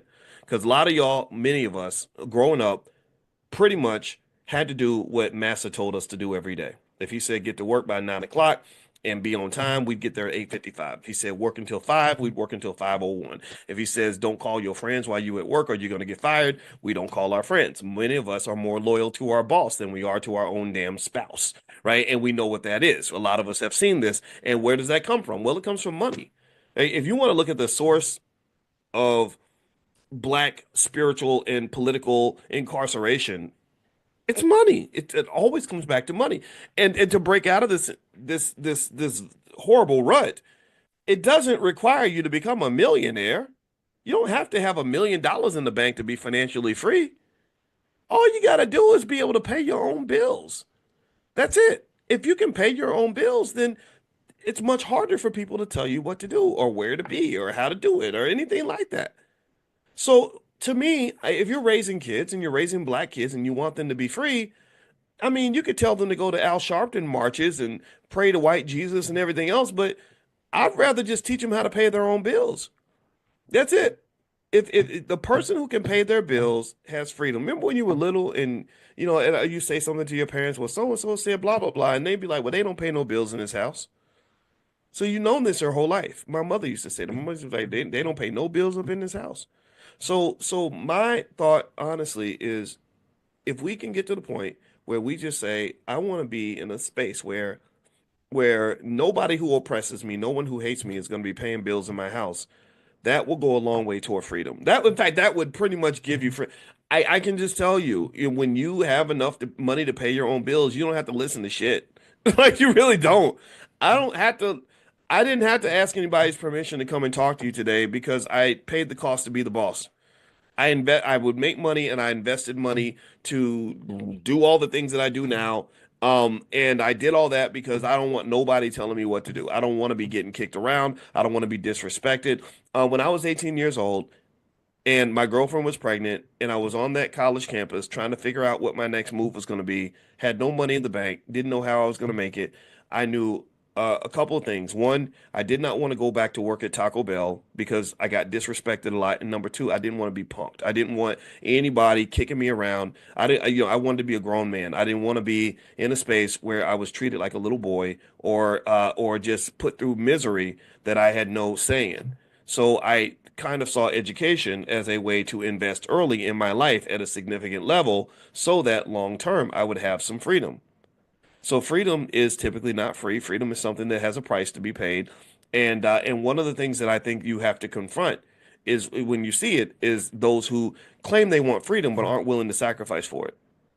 There's no individual, no country, nobody, anybody, no one on earth in the history of this world that's ever had freedom and could not fight to obtain it and could not fight to defend it. If you cannot fight to obtain your freedom and defend your freedom, then you will have no freedom. You will have no freedom. Somebody will come along, beat you up, and take all your stuff. That's what happens in a capitalist society, but that's really what happens in the jungle of humanity. We are animals at the end of the day. I'm not saying that we're 100% animals. Yeah, we're separate. We have the prefrontal cortex. We're a little bit different from the animals, but at the end of the day, go watch some bears or some lions or some cats or some chickens fight over territory and see how the weak chicken does. The little punk ass chicken that's crying and whining every time a chicken beats him up. You think they're gonna feel sorry for him and give him something? No, they're gonna beat him up and take his stuff. They're gonna say, okay, you've identified yourself. You are the weakest link. Mother Nature says you shouldn't even survive. Survival of the fittest. Darwinism says you shouldn't even exist. You certainly should be allowed to reproduce because you got these weak, punk, inferior genes. So we're just gonna beat you up, take all your stuff, make your life miserable, and kill you. Or you look in a prison. You ever see in a prison? Like it's kind of sad, what they do to the weak, to the weakest in the prisons, right? So what I'm saying is, at the end of the day, I vehemently reject the way black people have been trained to perceive ourselves and perceive each other. I think that we are trained to just feel sorry for ourselves and to be sad and to just politely ask white people to please change your behavior and all this other stuff. And then you see shenanigans. You see a lack of disciplined behavior. Like Dr. Claude Anderson writes about this in Powernomics. He talks about what he calls inappropriate behavior. You out here buffooning, cooning, and twerking and acting a fool, don't want to open a book, but and all these other things, but then you somehow expect the world to respect you. It does not work that way. It does not work that way. To get respect, you got to show up and command respect. If you command no respect, then you will not get it. So anyway, let me keep going because I don't want to offend nobody, but this is the reality. And so I think that the way we're even taught to think about race is completely wrong. It's completely wrong. I think that our children should be taught to compete. That's it. Yeah, they may not like you because you're black, but who cares? Why do you even need somebody else to like you like that? What's wrong with you? Your mother should like you. You should like yourself.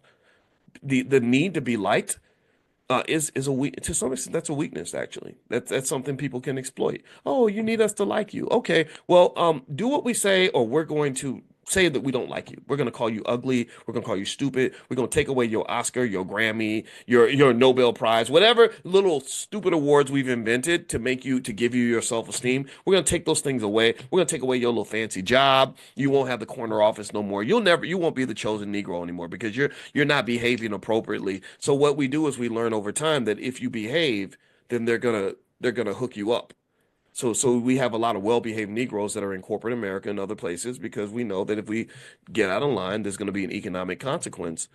And I don't know, maybe I mean I know my whole life I've kind of been the rebellious kid a little bit. When I was in elementary school, I used to stay in detention, and I don't even know what it was. I would try. I'd be like, I'm trying to fit in. I'm trying to. I would just every damn day, and it was like, damn, I'm suspended again. I gotta stay after school again. I would stay in detention. Like I would just sign myself up for detention at the start of the day because I knew at some point something was gonna pop off. And I guess it must have just been like I don't know, like if something didn't make no sense, I'd be like, well, I'm not doing that, or that doesn't, or if I wanted to just do something, I would just do it. I have no idea. My mother used to say, "Yo, boy, your mouth will either make you great or get you killed. I'm curious to see which one." And when I met Cornell West for the first time, he's such a wonderful human being. And let me tell you about the time I met Cornell. It was really, really cool. We did something in Brooklyn in 2013 where I had put out this book. It's out there somewhere. You can go find it. It's probably free. It was called Wealth, Education, Family, and Community: A New Paradigm for Black America. And I was kind of doing like a little tour on that book, and Cornell joined me in Brooklyn. And but we met in Manhattan. So I walked in this restaurant in the middle of Manhattan, and it was a fancy restaurant I never heard of, full of white people. And in this restaurant, he let me tell you what he did. This is the kind of guy he is. He gets up in the middle of the restaurant and he walks over and he gets on one knee and he grabs my hand and like bows to me on one knee. And all these white people are like, what's happening right now? Who are these Negroes bowing to? Like, what's going on? And I was like, wow, like he's such a great, humble person. I'm like, stand up, man. Like, this is kind of if I feel like I'm Eddie Murphy and Coming to America. but anyway, when I told him what my and then when we sat down and talked, he told me that he literally knew my parents. He said Robin Watkins, blah blah blah, Larry Watkins, blah blah blah. He had read my Wikipedia page, and he knew my father was a police officer. He knew my mother was a social worker. He knew that my parents are a little more on the conservative side. That's their choice. That's who they are. Because cops, my dad's a soldier and a cop. He's black, 100% black, but he's not into the shenanigans. He's not into feeling sorry for yourself. That's kind of how he was built. And it was just really interesting. Like, so just that, if you want to know my bias about Cornel West, that's where it comes from. It's like I said, wow, this guy, and I spent years with him and I watched people very closely. Like I spent hours and hours with Al Sharpton, and I told you, I felt like, okay, there's a game being played here, almost like a mafia type of game. It's about power. And but he also is a genius. He's extremely smart. The man is you cannot tell me that he's stupid.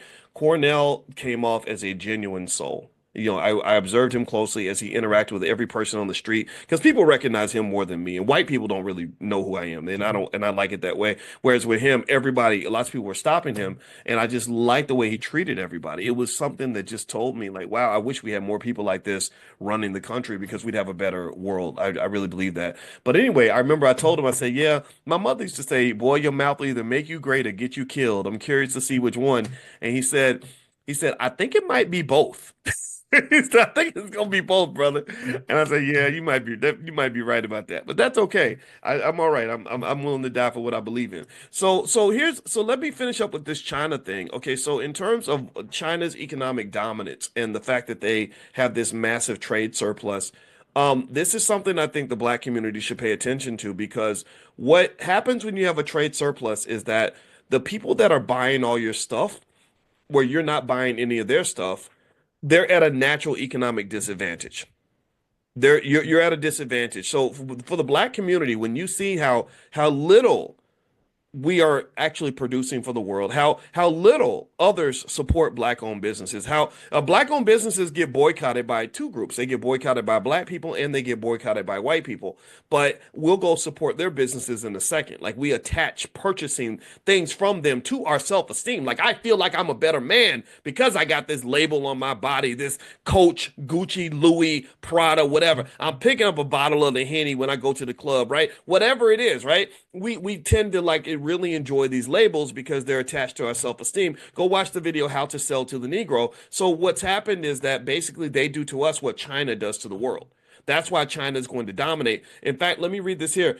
China has strategic influence or all around the world because of sorry, I lost my screen. Because of the trade surplus, right? So effectively, when they go in and your money talks and the BS walks, China is pretty much able to declare war on you without actually firing a single bullet. Like they don't have to fight you to destroy you. And they don't have to tell you that they're going to destroy you. The Chinese are very polite. I remember when I was in China, I noticed that one thing that someone told me culturally, and I don't want to stereotype, but they were literally saying like Chinese people typically don't say no to anything, right? They won't say no to you. So if you say, "Hey, I need to use $1 million. Can you give me $1 million in 3 hours?"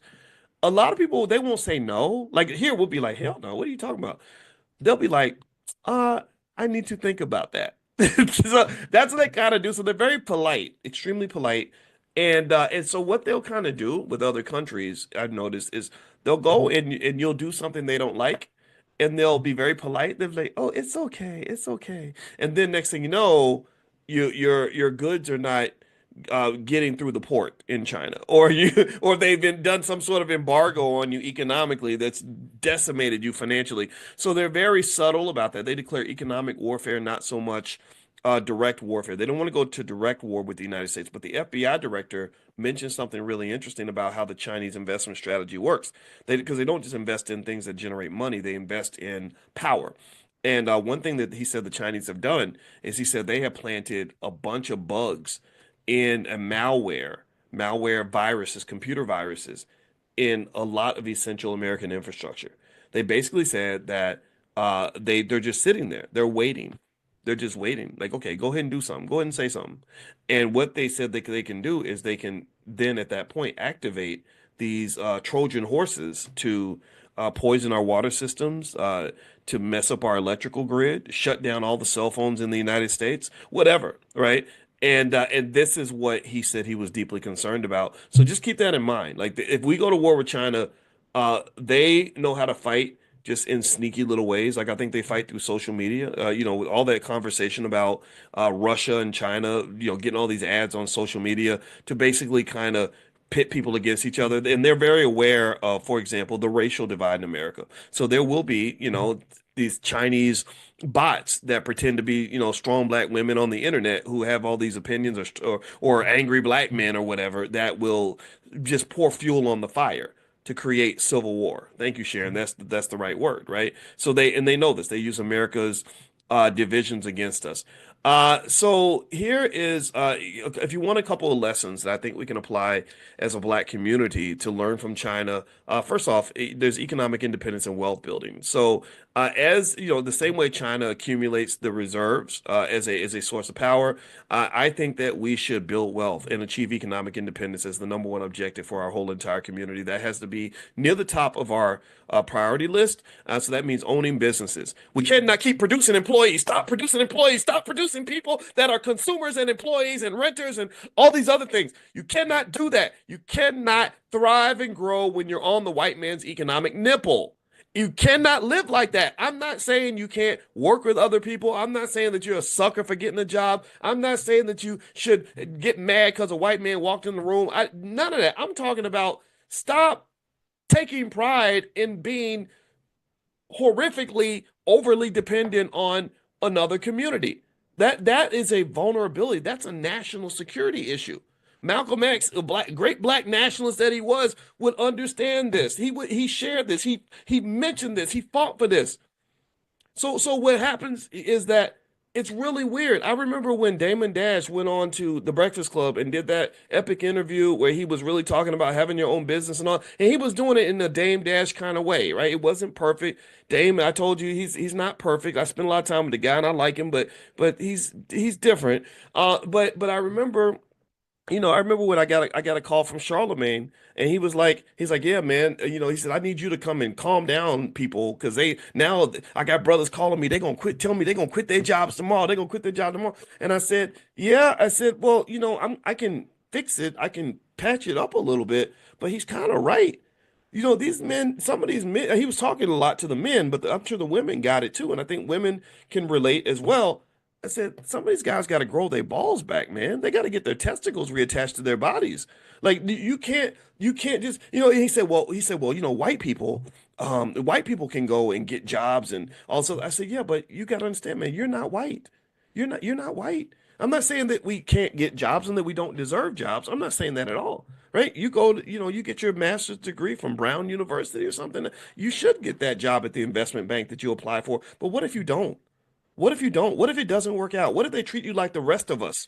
What if you go through what I went through, where I had the highest grade point average of every black student on the entire University of Kentucky campus? I got 2 bachelor's degrees in 4 years, could have had 3 if I'd taken one more class, just didn't care. And I applied to 200 Wall Street firms, 250 to be exact. I got rejected by every single one of them. Every one of them, because I didn't have the network. I didn't know what to do. I didn't know how to get these. I just thought you fill out the application, send in your resume, you have good grades, good things are going to happen. It didn't happen like that. I got 250 rejection letters to my house. What now what? Now what we gonna do? What's the plan B, damn it? Am I supposed to sit around, man? These white people, man. I could have been somebody if they wasn't tripping and stuff. They don't be liking black people. They just don't like you because you black. They like I'm not, like, what problem is that going to solve? How is that ever going to fix anything? I have to have a plan B.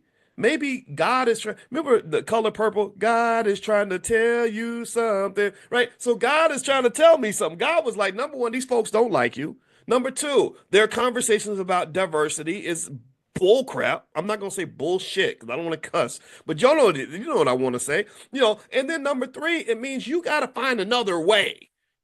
This system ain't built for you. You're not white, Boyce. Stop thinking that you're white. You're not, your name's not Royce, you're Boyce. And you have to figure out a way you're gonna make this thing work.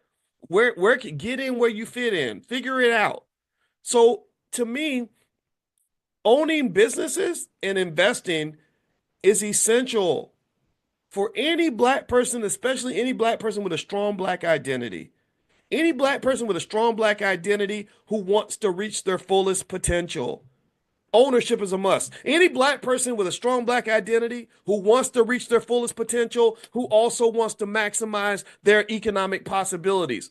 Ownership is the key. Any black person who wants to reach their fullest potential with a strong black identity, who wants to maximize their income, who wants to have a little bit of power in this world, ownership is essential. Any black person who wants to reach their fullest potential, who has a strong black identity, who wants to maximize their income, who wants to have power, who wants to have a solid say in the structure of their families and their community, ownership is essential. Ownership is essential. Ownership is essential.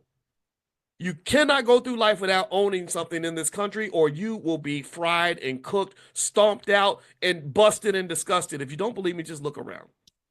I don't have to talk you into this because you see it everywhere. Nothing but despair and sadness, and then the conversation will turn into a primitive slavery, like old plantation conversation. We need to get jobs for the Negroes. Black folks needs more jobs. I'm not saying jobs are bad. I'm not saying jobs are bad, but y'all know what job stands for. What does it stand for? Just over broke. Just over broke. That job ain't gonna make you wealthy. That job is not gonna give you no real power. That job's gonna give you just enough money so that you don't die of starvation or something, and you have a place to live, and then you can keep showing up to work every day. They give you just enough, like almost like a basketball player where they're like, we're not gonna pay you, but we're gonna buy you some gym shoes and a uniform, just enough for you to show up and play for us every day. We're not really trying to help you thrive. We're not trying to get you into the owner's box. You're not going to be Jerry Jones. You're going to be like an unpaid member of the Dallas Cowboys. That's pretty much all you're going to be. So what I'm saying is at the end of the day, jobs have to be a stepping stone. That's my point. Jobs should be from the time children are babies. We should teach them, yeah, get a job until you can own something. Or if you have a job, make sure you own something. Or if you like your job, keep your job, but make sure you always have options. Options, options, options. Options are freedom. That's what they are. So make sure you have options, make sure you own something, and then if you don't like the job, you should be able to walk away, get a better job, or go and start something on your own. So this is why you build your networks. This is why relationships matter, because if you're an asshole, nobody's going to want to start a business with you. But if you're a good man, then a great woman will want to marry you and be by your side. If you're a good woman, then guess what? You're going to have lots of friends that are going to want to work with you. They're going to share networks with you, and you're going to succeed together. You're going to thrive together. Want an example? Yesterday, Jay Cameron came in, and Jay is a good guy. And by God, my goal when I met him was I said, I'm going to be a good guy too, so we can be two good guys helping each other out. Neither one of us showed up as the alpha asshole who disrespects people because somehow he thinks he's the most important person in the room. I never do that. It's like, oh, you're a great man. You're a great man too. You're a good guy. You're a good guy too. Hey man, how can I help you? I don't know. Let me tell me what I can do for you. That's how we talk to each other. And you know why we do it? Not just because it's the right thing to do, but because we're helping each other succeed and survive. The world does not want a black man to be successful. This country does not want a black man to have power. This country does not want black women or black men to be together. They do not want black people unified. They do not want black people secure and safe and happy and wealthy and having stable families and all that. That's why they promote all this garbage to you in the media. That's why Sexy Red will get more radio play than India Ari, right? India Ari, no, nobody wants to hear that. They want to hear about some lady rapping about her baby daddy and how many STDs she caught last week. That's what they really want. They don't want to hear I'm not your average girl in the video, right? No. What are you talking about? Self-respect. You haven't earned the right to have that. So what I'm saying to you is, at the end of the day, I love what China's doing. Let's circle back to China before I get railroaded in too many other directions. I love what they're doing because they're protecting their economics.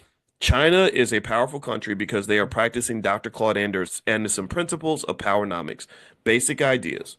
We sell stuff to y'all, you buy stuff from us. We are the drug pusher, you are the drug addict. the dealer always has more power than the addict.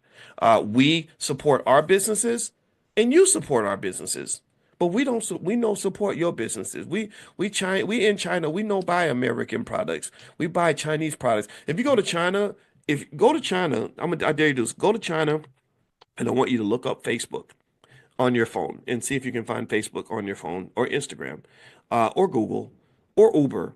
I want you to try to catch an Uber in China. You'll be sitting on the corner for the rest of your life because there is no Uber in China. They said, "Oh no, we no need Uber. We make our own Uber." So and that's where they pour their resources. So th these are simple ideas. This is going to lead to China and Chinese youth being the most dominant on earth. One other fact about China that's really interesting is they produce more engineers in China every year than India, Japan, and the United States combined, and their engineers are more qualified. They can go on the job, and because they don't spend all their time in college, like, going to frat parties and step shows and whatever, they actually learn stuff. So they can actually go on the job on day one, start getting patents, and start actually being productive on day one. American engineers need 2 years of training after college before they can even become an asset to the company. This is just a fact. Look this up. So ultimately, when you talk about power and influence and things like that, when you own assets, you tend to have more power over your life. And then eventually, when you have an agenda or an objective, you're better able to pursue that objective because you're not hamstrung by economic limitations and economic challenges. So this is the mandate for the 21st century and beyond.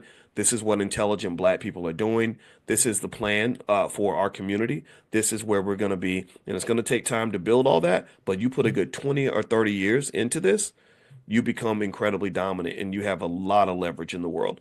The Jewish community did that with Hollywood, by the way. If you ever go watch that book, I've told you all about how the Jews invented an empire of their own, how the Jews invented Hollywood. Fascinating book. It's a great blueprint. I have nothing against that community. I admire their power. I don't like what's going on in the Middle East. So let's be clear about that. I think they're abusing their power. But still, it's their power to abuse. And I don't want you to abuse your power, but I want you to just have some. Black power is something that is earned through economics. And the book, Tanya, is called An Empire of Their Own: How the Jews Invented Hollywood. Very fascinating book. All right. So anyway, let me finish up really quick. Number one, tonight, Jay Cameron is doing the informational for the trip to Ghana. If you want to know about the trips that we're going to take, text the word travel to the phone number 87948. And you can also go to b1voyages.com. So text travel to 87948 or go to b1, the number one voyages.com.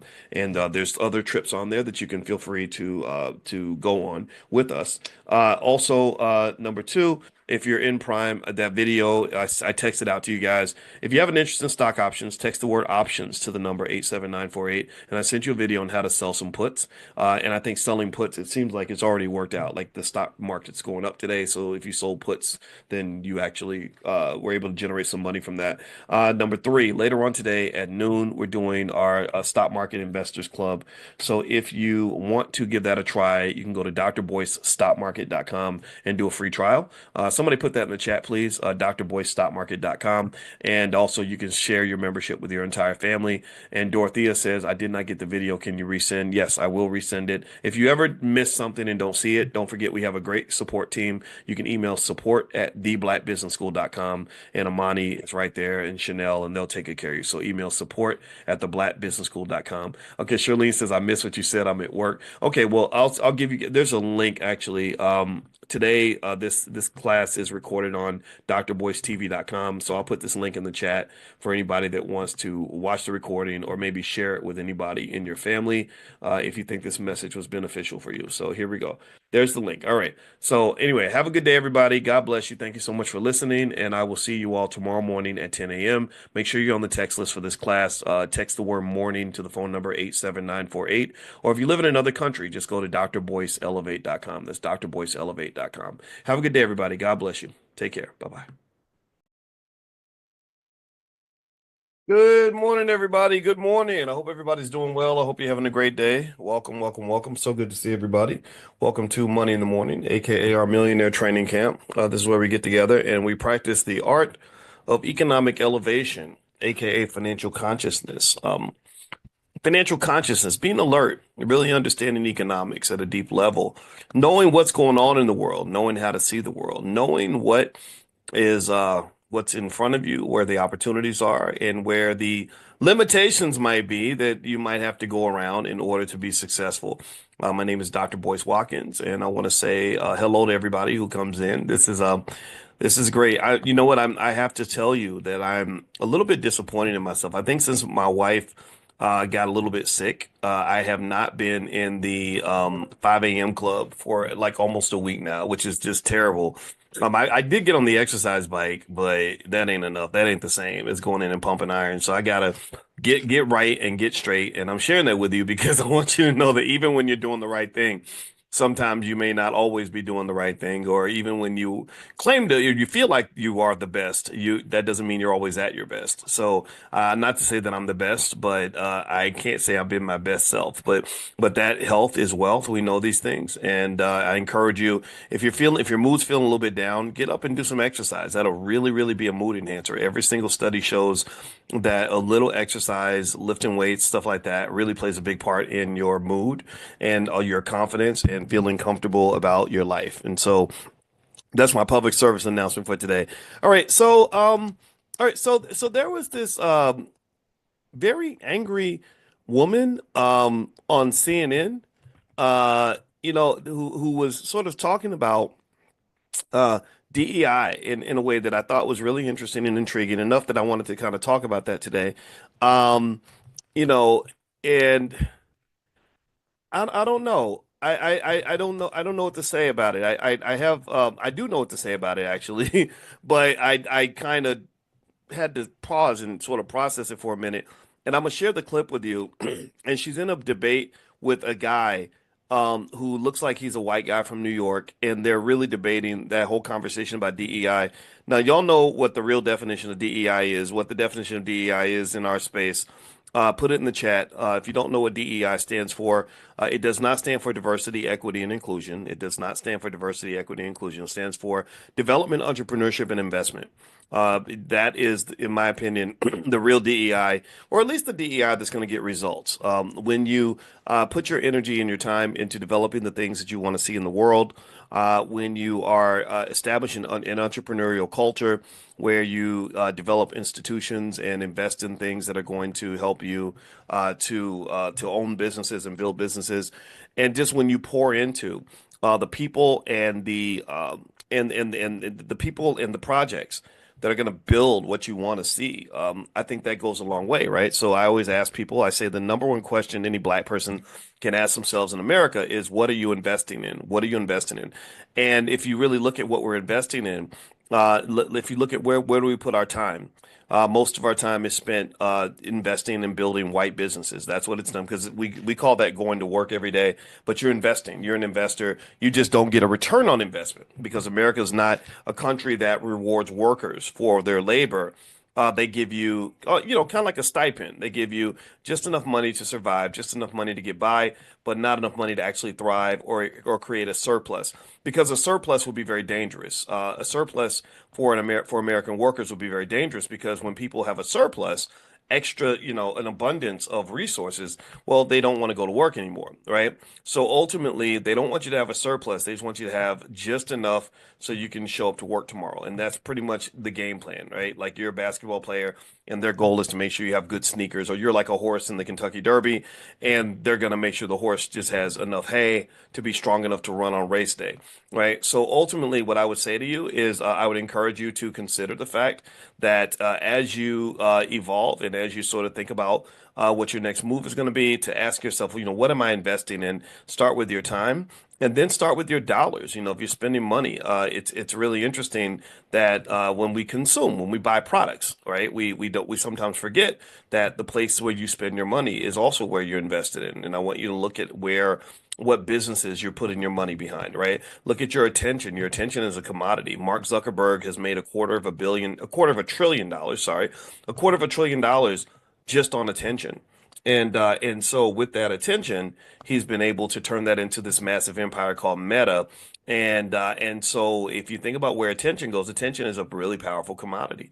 Sometimes I say, gosh, I wish I could get the attention that I would get if I was a rapper or a stripper or something like that, because I really think that this financial thing is really important, and it really makes me very, very sad when our people are not able to really understand just how important it is to pay attention to the things that are going to help you grow, right? And not that they should pay attention to me. Maybe I'm hard to look at or something, but pay attention to something that's going to benefit you, right? So anyway, I want to welcome everybody who's coming in late. Welcome to Money in the Morning. It's good to see you. And one thing I want to remind you of is that the financial slumber party is going to be Friday night at 11 p.m. Eastern. And that's where we're going to meet at 11 p.m. in our pajamas on a private Zoom with our popcorn. And I'm going to teach you all about ETFs, exchange traded funds. You'd be amazed at how deep that is and how many opportunities there are. And as we talk about ETFs, we will then talk about ways that ETFs can turn you into a millionaire. ETFs are really awesome. They're a great way to invest. I refer to them almost like an economic soup or a multivitamin, right? If you take vitamins, then you're going to grow. If you'd like to get an invitation to the financial slumber party, then just make sure you're on the text list. You can get on the text list by texting the word morning to the number 87948. So just text morning to 87948. So let me see if I can find this video of this lady. She was interesting. I'll let you judge how you feel about what you see on the screen. I'm not gonna say anything one way or the other about that because I just don't know what to say. I just know it was interesting. So let me see. I put the video on my Twitter. My Twitter is Dr. Boyce Watkins 1. And it was shared by a lady named Shamika Michael, who is a sister that follows me, or I follow her or something. I'm not sure which one it is. But she seems like a nice lady. I've never met her though. And I just happened to see this and I said, okay, this is worth talking about in class. So let me see if I can make the audio work. So let me know when I play this, let me know if you can hear this okay. Give me a quick yes in the chat as I play this to let me know it's coming through all right. So hold on. Here we go. Not have the same opportunity as you. I know I don't. And you know and that I know too. what, Scott. I got. And you know that. Let me just tell you about me. I'm gonna let you finish, but I want to answer this. I'm not talking about how you feel. I'm talking about how I feel. Me, a black woman in this country. But not in this city. And I will run. And if you want I'm a New Yorker, not in this city. You cannot say that. You can't say that in this city. I'm not talking about New York. I'm talking about actually let her finish. right here. I got a law degree, a master's, and 2 bachelors. Probably more education than all of y'all added up together at this table, right? And I have always been the least paid person on payroll at every institution I have worked in. And it's not because... Even in the White House? Even in the White House. Well, whose fault is that? I don't think you worked for George W. or Trump. Well, guess wasn't what happened when I was there. DEI. Scott. Look. I do not have the same opportunity. Okay, so y'all were able to hear that, right? Let me know if you were able to hear it okay. I want to make sure it came through all right. Do you have, if you were to give one sentence to describe what you saw, what would you say? Like give me your thoughts. I really want to sort of canvas and get a sense of what everyone saw, and then I'll kind of give you my assessment because I'm still processing it. Okay. Patricia says disrespect, emotional, Claudia, Karen says the truth, Albert says BS, Angelique says disrespect, facts says Terrell, pushback and bravery, an emotional black woman, frustrated black woman, one angry black woman, railroad, dismissive and disrespectful, dismissive panel, telling the truth. Okay. Yeah, I felt all those emotions. I really did. I sat there and I was listening, and first thing I'm going to say is she has what I might refer to as RTBA, and that's the right to be angry, right? The right to be angry. Give me a yes if you agree that racism makes you angry. Give me a yes if you agree that having to work twice as hard to get half as much makes you angry. Give me a yes if you agree that the stress on the job, microaggressions, makes you angry. Give me a yes. Put that in the chat so we can acknowledge our feelings. Our feelings matter, and I think that we should sort of address that, right? Okay, so we got that off the table. I've been an angry black man for a long time. I have my angry black man card somewhere in my wallet, and I'll show it to y'all one day. It's like I'm a licensed angry black man. And I've been mad. I've been mad since the 90s. You go back and read stuff I wrote in 1996 and you will see angry black man. Um, so I get that part. Now here's what anger does for us, right? My wife is a therapist, right? So, when you're a therapist, I told you, it's kind of, I thought it would be cool because I'd have a free therapy, but then you get diagnosed every day. Like she literally uses diagnoses to win arguments. Like she'll be like, "You're suffering from the blah blah blah syndrome," and that's why. And I'm like, "Yeah, yeah, yeah." You just mad because I called you on your BS. It's like stop it. Like people don't understand. I saw somebody that made a statement where they said that most therapists have mental illnesses that they aren't addressing because they're so focused on everybody else. And not to say my wife fits the description, but I'm like, look, lady, you grew up in Gary, Indiana. You a black woman from Gary, Indiana. You can't tell me you ain't got no issues too. But here's the thing. So one thing that my therapist wife might say is that anger can sometimes bring things out of us, right? That maybe almost becomes a self-fulfilling prophecy, right? And what does that mean? Well, here's the problem. Here's the problem I have. This is why I can't work for white folks. If you're white, don't try to hire me. It won't work.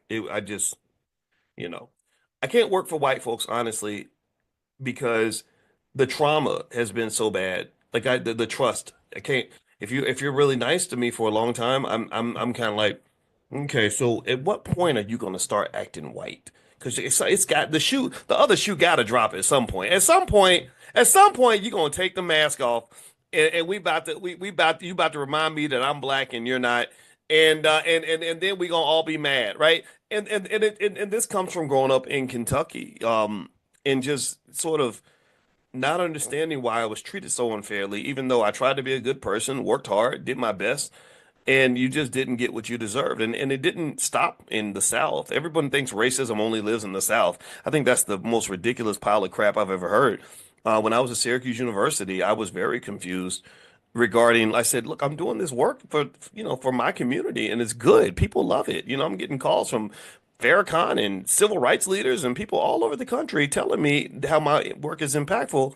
And you're not even acknowledging it. Like you're acting like it's bad, like I've done something wrong. And I'm getting triggered. I'm starting to feel like I felt when I would go to that public school with the little white lady from the suburbs who would keep putting me in detention, and I didn't know why, because she saw me as a threat. Or if I was passionate, she would feel like I was a danger or something. And I'm like, I'm not gonna hit you. I'm just mad because you changed the date of the math test, right? So the point of the matter is to say that I think that these experiences, racism sucks because racism, it kills you, it affects your mental health, your physical health. And what it can honestly do is it can make you so angry that you get to the point where like it becomes that self-fulfilling prophecy where you're like, I'm mad because black people are the last hired and first fired, so I show up to work with my boxing gloves on, right? Because I'm suspicious. I'm not trying to connect with you, unless it's with a punch, right? I'm trying to defend myself, which only alienates us further, which then leads to me getting fired or laid off. And it may not even have to do with me being black. It may just be the fact that they just think I'm a jerk or that I'm distant and they're like, Boyce doesn't talk to anybody at the job. Well, yeah, because Boyce don't trust y'all's asses, right? So that become and I had to confront that when I thought about my time at Syracuse. I have to be honest, I didn't hang out with those folks because I was like, wait, y'all didn't even hire a single black person. Y'all had 100 faculty here. You and all these qualified black people out here, you didn't hire one. And I can be your friend. I don't even understand like your culture that well. I didn't know. I didn't go to people's birthday parties for their kids or what. I no, your bar mitzvah, your son's bar mitzvah. I don't care about that. I'm doing research. I'm doing my job. That's what I'm gonna do, right? And unfortunately, that does not work when you talk about institutions, when you talk about joining an economic gang. We've talked about how economics is gang affiliated. Institutions are nothing more than economic gangs. The gang analogy works perfectly because you're talking about a group of people that are working toward the same objective, that have a code of conduct. Maybe they wear the same logo or whatever, right? They have some symbolism that connects them as an economic gang. So, like Apple's an economic gang that just made $120 billion in one quarter. Syracuse University was an economic gang. Every gang has its gang culture. And if you don't fit with the culture, then you're not going to fit with the institution. That's it, period. You know, if I decided to become a Crip, but I don't want to do what Crips do, I don't want to Crip walk, I don't want to do that, then I'm not going to be a very good Crip. They're going to put me out of the organization, right? And so ultimately, when I saw this video, I related to the lady talking because I was like, yeah, I kind of get it, right? This racism thing sucks, and we do get left out of institutions that are primarily run by whites. The Trump administration is a great example of that. It's mostly white guys kind of doing everything. They have one black guy, a football player or something, right? There's other black men. I don't know if they know that black men don't just play football, but whatever. But then, you know, also at the same time, the issue with DEI had become where DEI became so watered down with so many other groups that black people were kind of pushed out of that as well, right? So, because liberals can be racist just like conservatives can be. So, with that being said, um, one of the things that crossed my mind when I saw the lady talking was, I have to be honest with you, I felt like she was like her trauma was causing her to kind of respond like a person that you wouldn't want to work with. Like, I'm gonna be honest with you, I love black women, I really do. But I was like, man, I don't know if I'd want to work with somebody who's yelling over me, telling me to shut up. It's about me. Let me tell you about me. Let me tell you about me. Me. Like she's singing and me. Right? Everything's me. I'm talking about me and I and me and I and me and I. And it's like, well, what about we? What about us? Like, what about all of us here? Like, you're kind of being inconsiderate right now because you're so angry that you're literally, I got more education than all of y'all. You know, it's like, come on, like really? Really, is that how you're gonna start a relationship with another person or open a door for communication is by me telling you, like me coming in, look, I got more education than everybody up in here and da da da da da. You know, I don't really that energy was kind of like, okay, so I don't know if that's gonna get you the opportunities that you feel like you deserve. Uh, People don't want to work with somebody who isn't trying to fit into the group that they're trying to be a part of. And this is where the rubber meets the road. This is where economic reality starts setting in. This is where the conversation goes in a direction that it needs to go, but it never goes because everybody wants to think everything is just about the basics, just about race. They don't want me because I'm black. I had to confront, well, maybe they didn't want me because they thought I was a jerk. And I'm also a black jerk, which doesn't help, but maybe they didn't want me because they thought I was distant.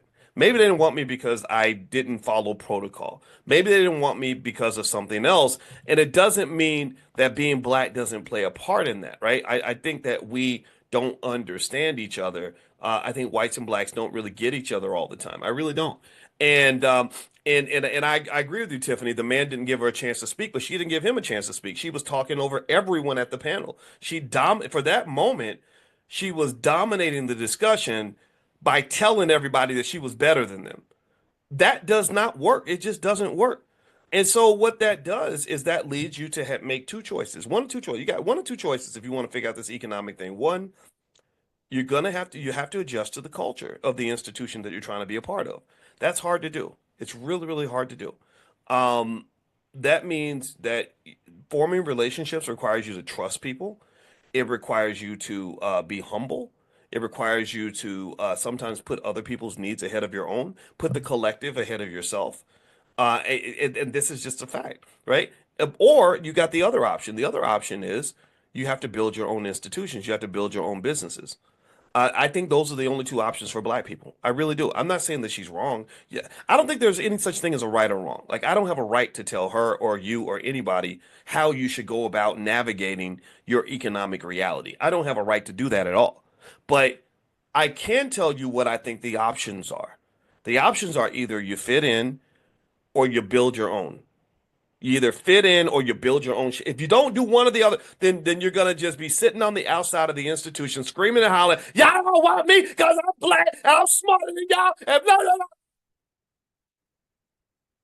I I don't know. I can tell you as a person who hires people, if you're yelling at me, if I'm running my company and I'm making decisions for my organization, and your only way of convincing me that I should hire you is you cussing me out, yelling at me, and telling me how you're better than everybody else, I'm gonna just shut the door and say, "Have a nice day."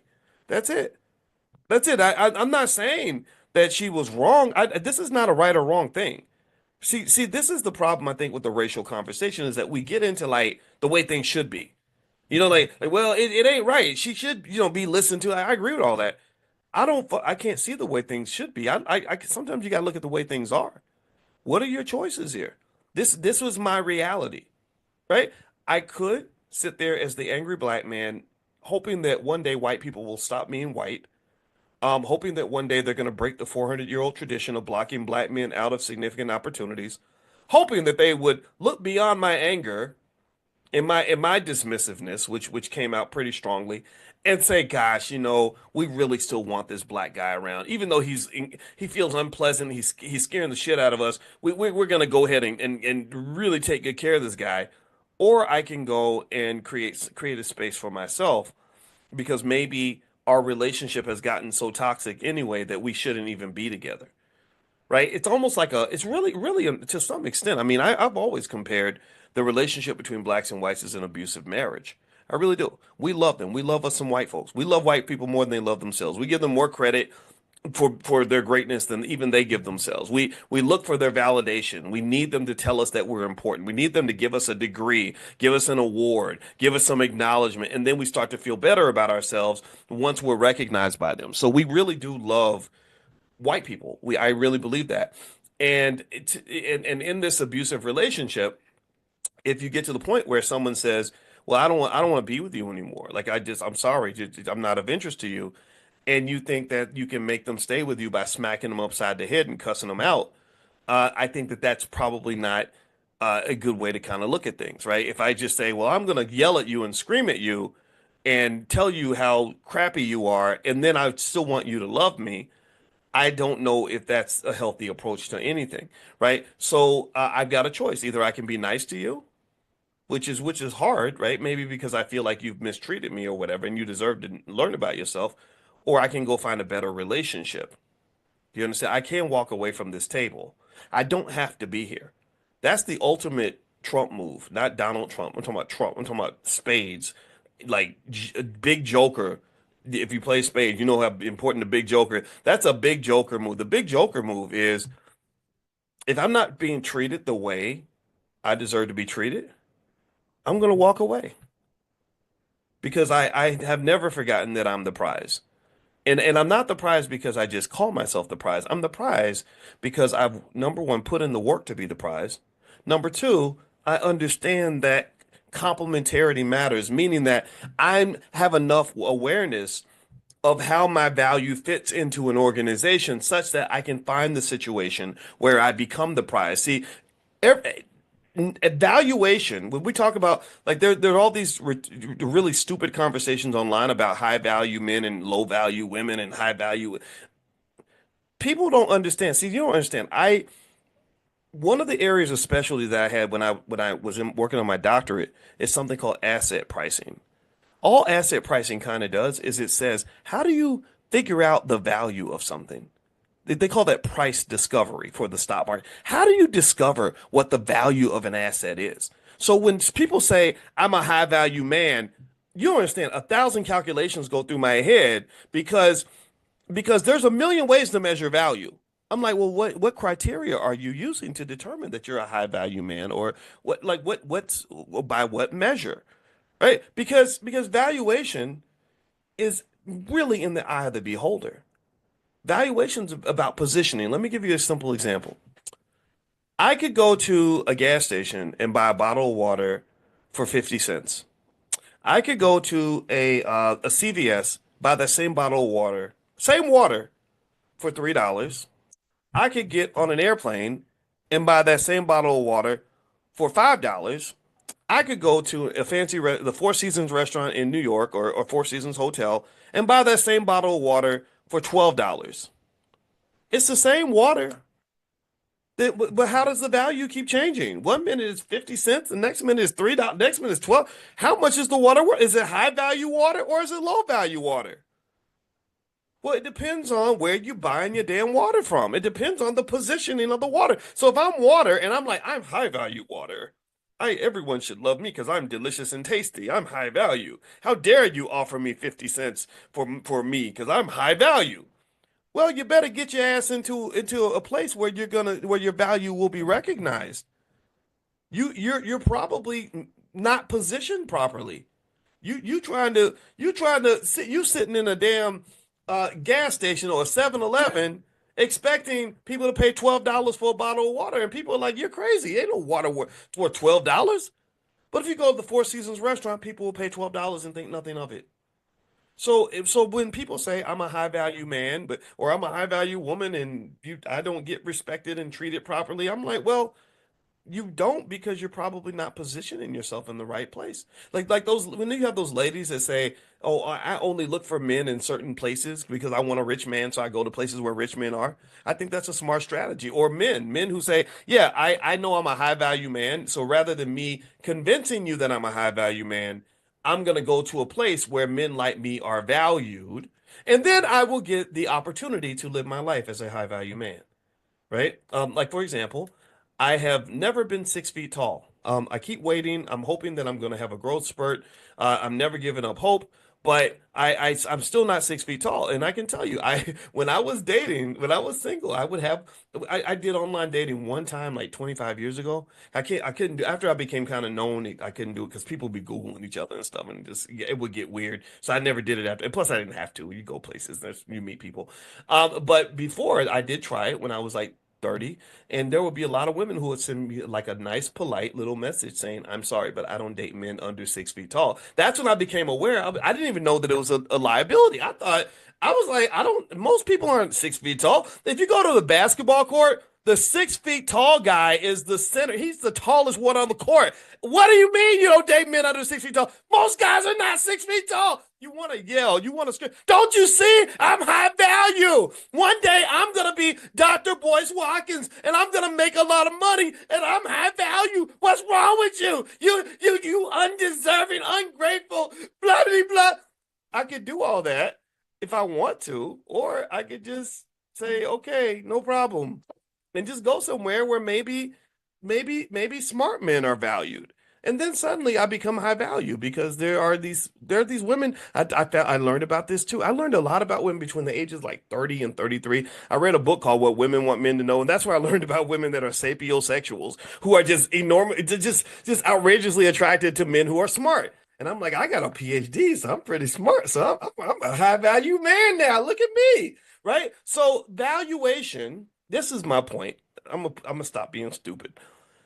Valuation is based on positioning. Okay. So let's circle back to black people in your horrible, abusive relationship with white people. You love them, you want to work for them, you don't feel comfortable unless you're sitting underneath their nipple. And so you raise your children to grow up and fill out resumes and get degrees so that hopefully a white person will love them enough to want to embrace them and bring them into their company. And as a result, you have millions and millions of high value black people who are screaming and hollering and pissed off because they know their worth. They know, like this poor lady in this video that I showed you earlier, they know their worth. They're like, I'm high value. Like, why don't you see that? Why aren't you acknowledging that? Why don't you see my worth? And what it does when you don't create options for yourself and you don't have enough financial consciousness to understand positioning, to know that you can reposition yourself to where your value will be seen and acknowledged, then you end up sounding like Jennifer Hudson in Dreamgirls when she sang that horribly scary song to Jamie Foxx. Remember where she said, "No, no, no, no way. I'm living without you. I'm staying. I'm staying. I don't want to be free." Right? She's literally like, "You gotta love me.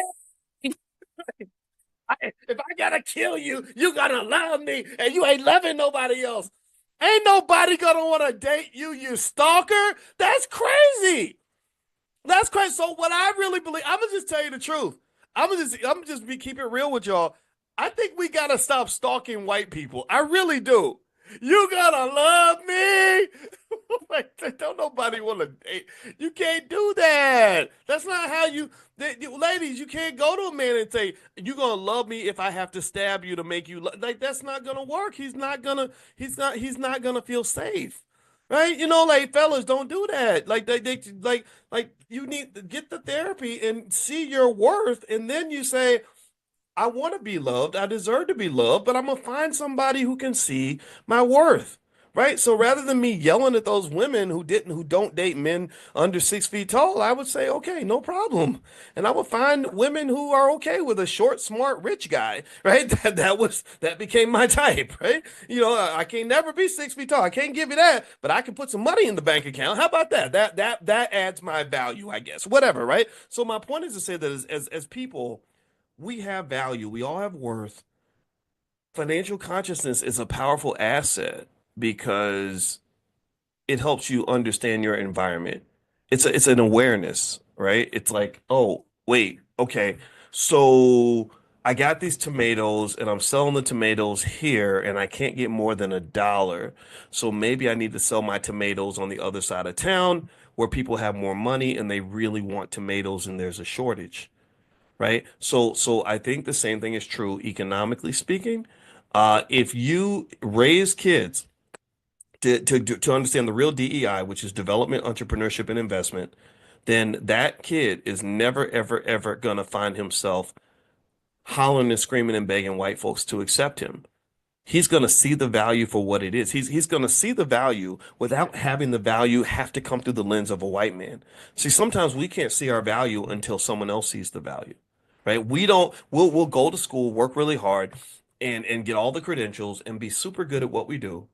And it sort of almost takes this external validator for you to say, oh, wow, now I'm high value, right? Well, why is that? Well, because they've discovered your value. They found you. They made you famous. They gave you the great job. They're paying you the high salary. So now you're like, I'm high value because they've now valued me at a high level. That makes you sound like Kunta Kinte. That makes you sound like a slave, where they put a price tag on your forehead, and now you're going around telling the world that you're high value.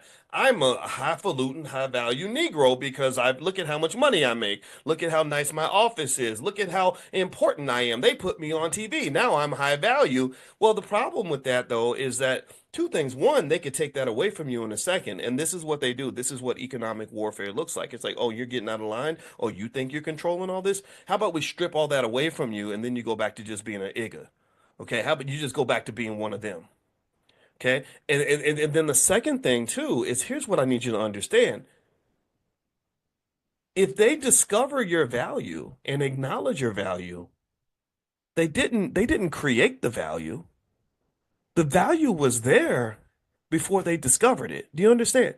Like if I it's almost like those people who think that they don't actually have a disease until the doctor tells them they have a disease. No, the disease was always there.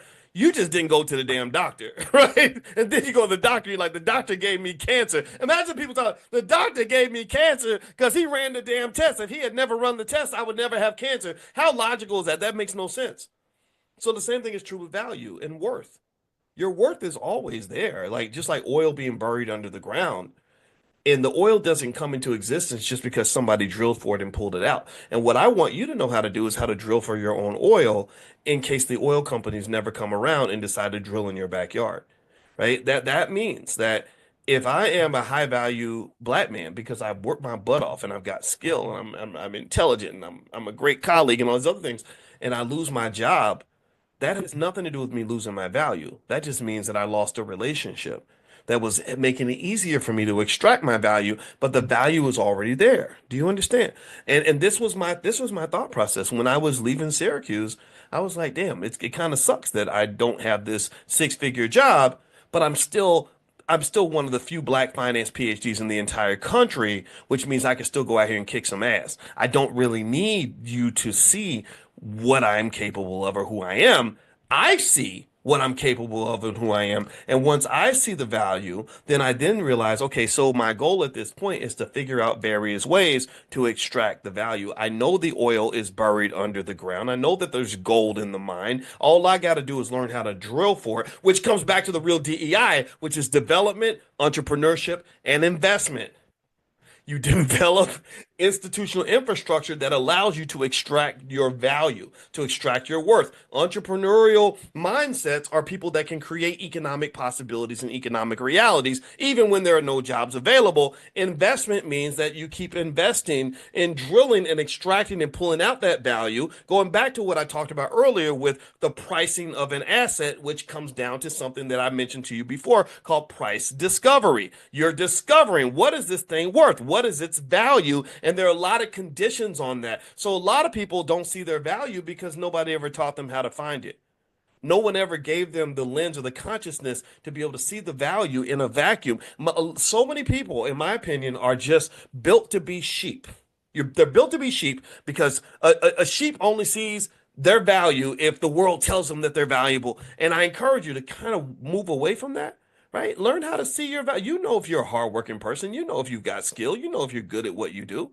You just might have to get some help in terms of figuring out how to extract that value out for yourself. And then the other thing too is when you extract the value, like drilling the oil out of the ground, you got to understand how the economic game is played. What has been happening for hundreds of years is that other people have seen our value even more than we see it ourselves. So they come along and say that they're going to help us pull out that value, and they end up keeping most of the profits. Do you understand? Like when you work for a boss, your boss typically makes a lot more money than you from the labor that you're putting in. When you go spend money at, buying Gucci and Louis and putting it on your body or whatever, they're making more money than you are, right? So ultimately, I believe, have always struggled and suffered because we have not been able to invest in developing the skills and institutions that allow us to extract and retain our own economic value. And that's why we work the hardest, but we end up at the bottom of the wealth pool. Because you can't say black folks don't work hard. We work harder than ain't no immigrant group, ain't no white group, and nobody's ever worked harder than black people because we worked for 250 years for nothing. So stop trying to say black folks are lazy. We know that that's not true. We know that that's not true. So anyway, that's it. That's all I have to say. I don't have anything else to say today. I hope that this conversation was beneficial to you. And again, there's no disrespect to the lady on the CNN video. And she's fine. I just thought that was an interesting case in point.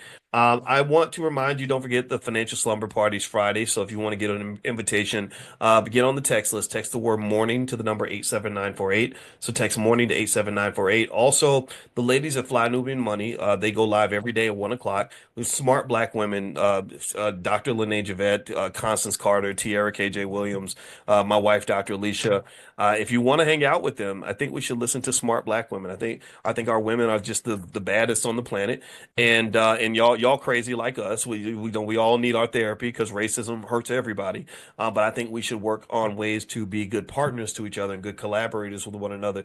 So Fly Nubian Money does that. So if you want to be notified when they're doing their thing, just text the word Queens to the number 87948. So you can text Queens to 87948, and we'll send you a notification. So have a good day, everybody. God bless you, and I'll check in with you guys a little bit later. Take care. Talk to you soon. Bye bye. Hey everybody, how you doing? I hope you're doing well. Come on in, come on in. Welcome to the Dr. Boyce Book Club. This is where we get together every week and we go through Powernomics, Dr. Claude Anderson books, things like that, because Dr. Claude Anderson is the goatiest of all goats, and he is the king of black economics, in my opinion, and somebody that we should honor and respect. Why? Well, because in our space, we pick our own heroes. We don't wait for massa to tell us who our heroes are supposed to be, or massa to tell us who we're supposed to look up to. I think that that's our job. I think we look up to each other. We look up to our heroes. And if we don't celebrate our heroes, then why would anybody else do that? Do you agree with me? I hope you agree. I hope you agree. Now, what I'm going to do here is I'm going to shoot you all a text as well to let you all know that that we're meeting for class in case you didn't know. And I think the question for tonight that's really interesting in Dr. Anderson's book, The Black History Reader, is what was the role of Native Americans in slavery? I think that's, and I know that's something that he talks about in his book, which you can find a copy of his book, The Black History Reader, at powernomics.com. I hope everyone goes to powernomics.com. because Dr. Anderson deserves our support. I hope you agree with that. And this is on page 232, question 83. And he starts talking about black reparations and affirmative action. He's talking about things like the 1866 Indian Treaty, which I think all black people should know something about this. Um, in fact, most black people, I imagine, did not learn anything about any of this in public school. There's probably just so much stuff there that we did not learn in school because the government, there's no reason for the government to teach us things that's just going to make everybody mad, right? The government's goal is to make you just forget about it, so that you hopefully won't be mad or you'll go along with the program. But I personally think that it's very important for us to teach ourselves and teach each other. So this is one of the reasons why I don't get into the debates, the Democrat Republican debate about what books are going to be used in our schools and what kids are going to be taught, because I really hope to impress upon you the idea of at least considering that it's your job and it's our job to teach our kids, particularly something as sensitive as history, because if you don't, they're just going to lie to them like they did to us, and next thing you know, you're walking around here delusional and half crazy and thinking that up is down and down is up. All right, so what I'm going to do is start reading here on this out of this book. And we're just going to kind of stop where appropriate to be able to sort of figure out like what's what and what's going on here. All right, so here's what Dr. Anderson says as it pertains to the 1866 Indian Treaty. And the question is, did the 1866 Indian Treaties mandate benefits for black freedmen and black Indians? So this solves part of the mystery about reparations, like who has your money and how much do they owe you. He says here, the native Indians had a relationship with slavery from the beginning of the country. The relationship of Indians and blacks came to a critical point after the Civil War and was the reason for the 1866 Indian treaties. The white European colonists who established the first settlements were fearful that Native Americans could form an alliance with African slaves and revolt. The colonists decided it was better to convince the native Indians to identify with the emerging institution of black enslavement, and to that end, the two parties consummated the Treaty of New York in 1516. Okay, let's stop right there. How many of you, in all the years, all the schooling that we got, all the education that you have, all the, BAs, BSs, MAs, MSs, PhDs, JDs, and any other letters you have behind your name that make you feel like you're important?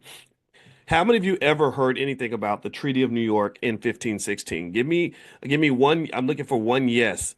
Somebody give me one yes of anybody who learned about this treaty, where they apparently, according to Dr. Anderson, this was where they wanted to convince the Native Americans to work with them to keep black people enslaved. Did anybody learn this in their school? If you learned it, I bet you learned it at home. If you learned it, I bet you learned it from somebody in your family. Maybe you learned it from Dr. Anderson directly because maybe you read the book ahead, right? So this to me is just another example of proving my point in the sense that we cannot let other people teach our history because this is important. This is important. I mean, this is the foundation of the reparations that you are owed. And I personally think that as a community, we have to sort of just make a promise to ourselves that we're not going to let people tell us lies about the things that we need to know.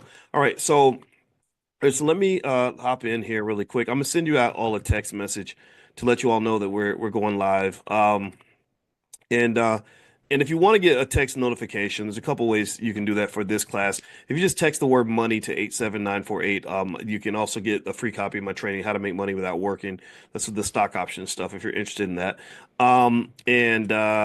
But I also send out that text to that list when we do class. So just text the word money to the phone number 87948. And if you live out of the country, you can go to drboyceelevate.com and you'll be on the email list. And I'll send you an email a little bit earlier in the day. I just want to find ways to connect with you. And once you sign up for the Zoom automatically sends you email reminders and all that good stuff. All right. So here is, so there's this Treaty of New York, 1516. The treaty contains provisions that appeared in all subsequent treaties. Okay, interesting. Let's get to the bottom of this. The colonists promised native Indians food, clothing, money, and weapons. So they got food, clothing, money, and weapons. Let me guess, to sell out black people to make sure that you help us control our Negroes. Let's see if I'm right about this. In return, there's always a trade, right?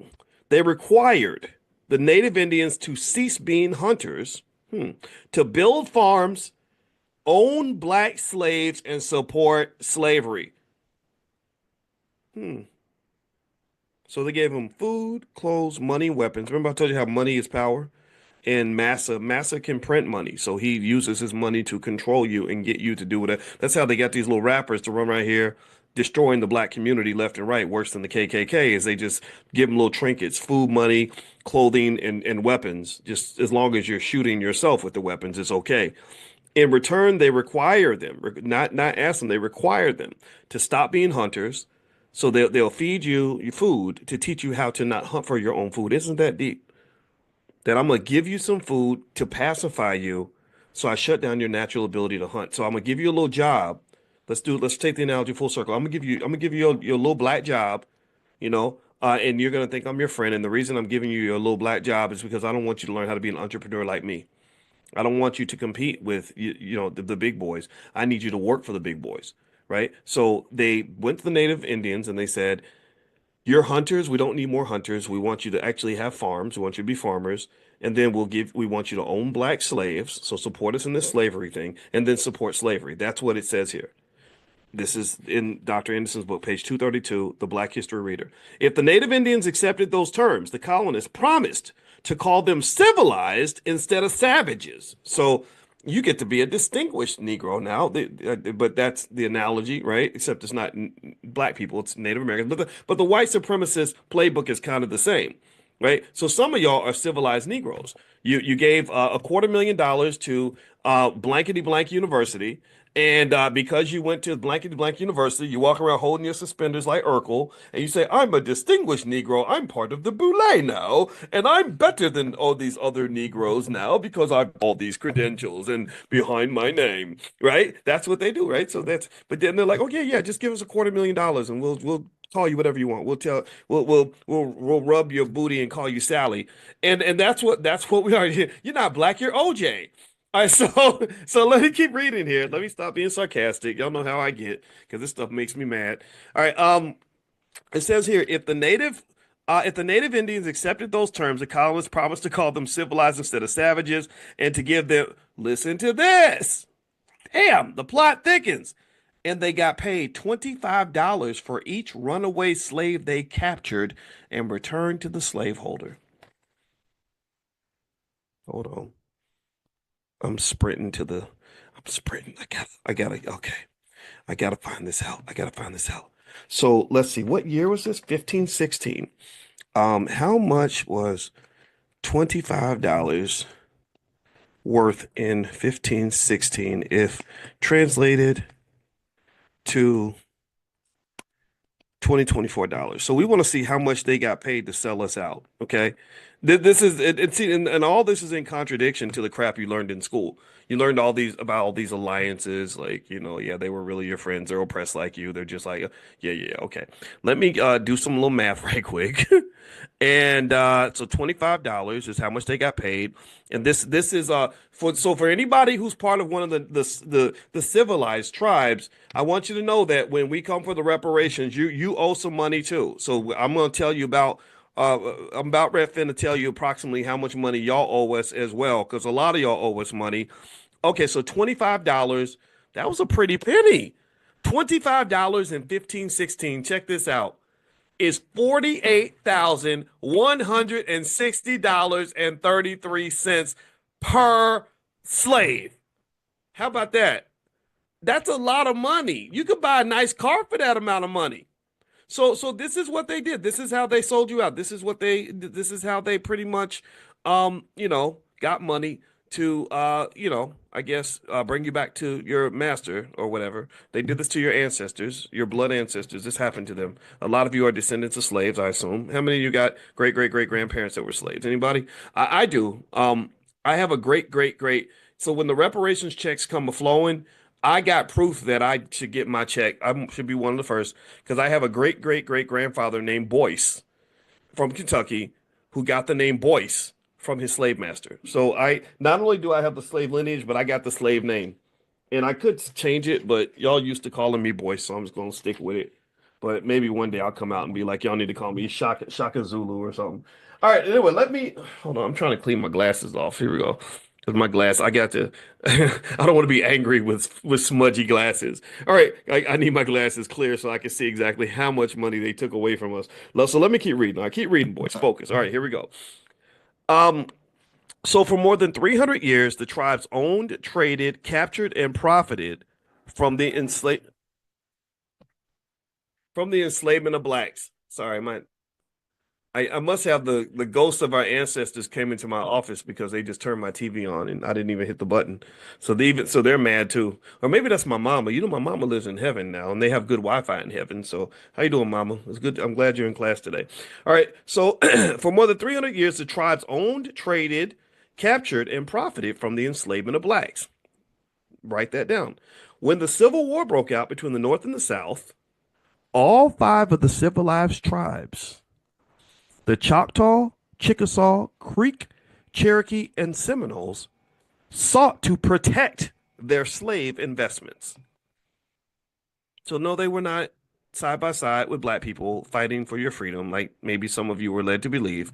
No, they were fighting with the other side. This is just information. If I'm wrong, please correct me. Um, let's see here. They signed agreements with the Southern Confederacy, with the South. They did not sign with the North, to fight with the South against the North to maintain black slavery.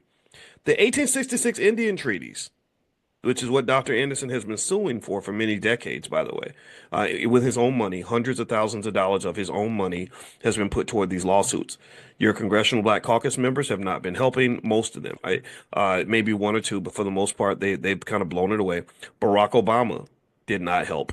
A lot of your favorite black people, Al Sharpton, they're not interested.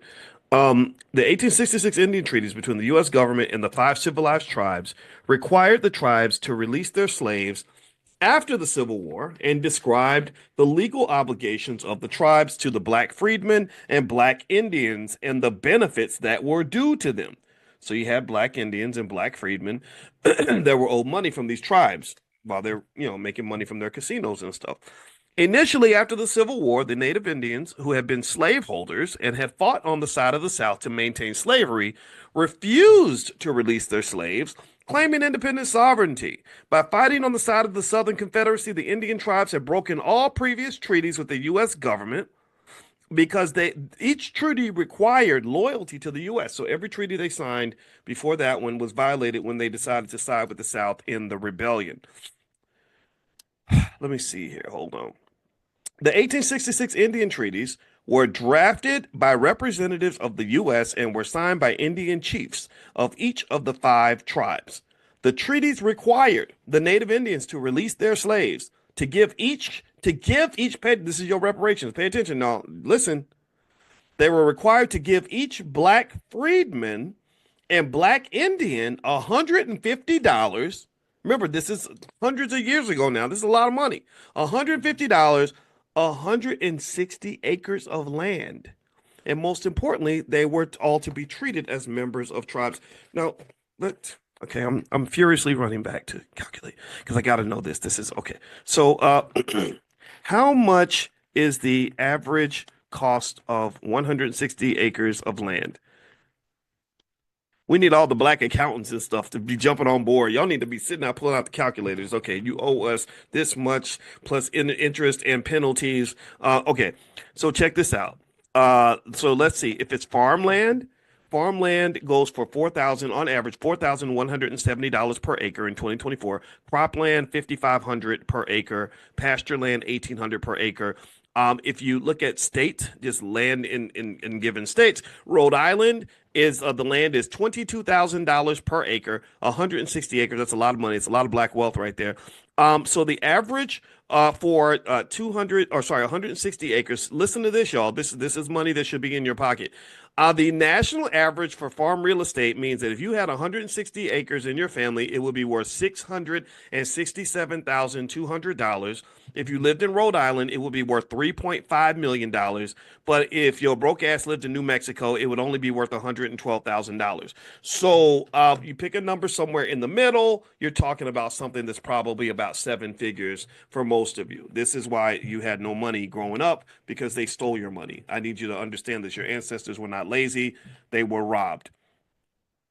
The language of the 1866 Indian treaties tracked the language of the 14th Amendment that granted citizenship rights to former slaves.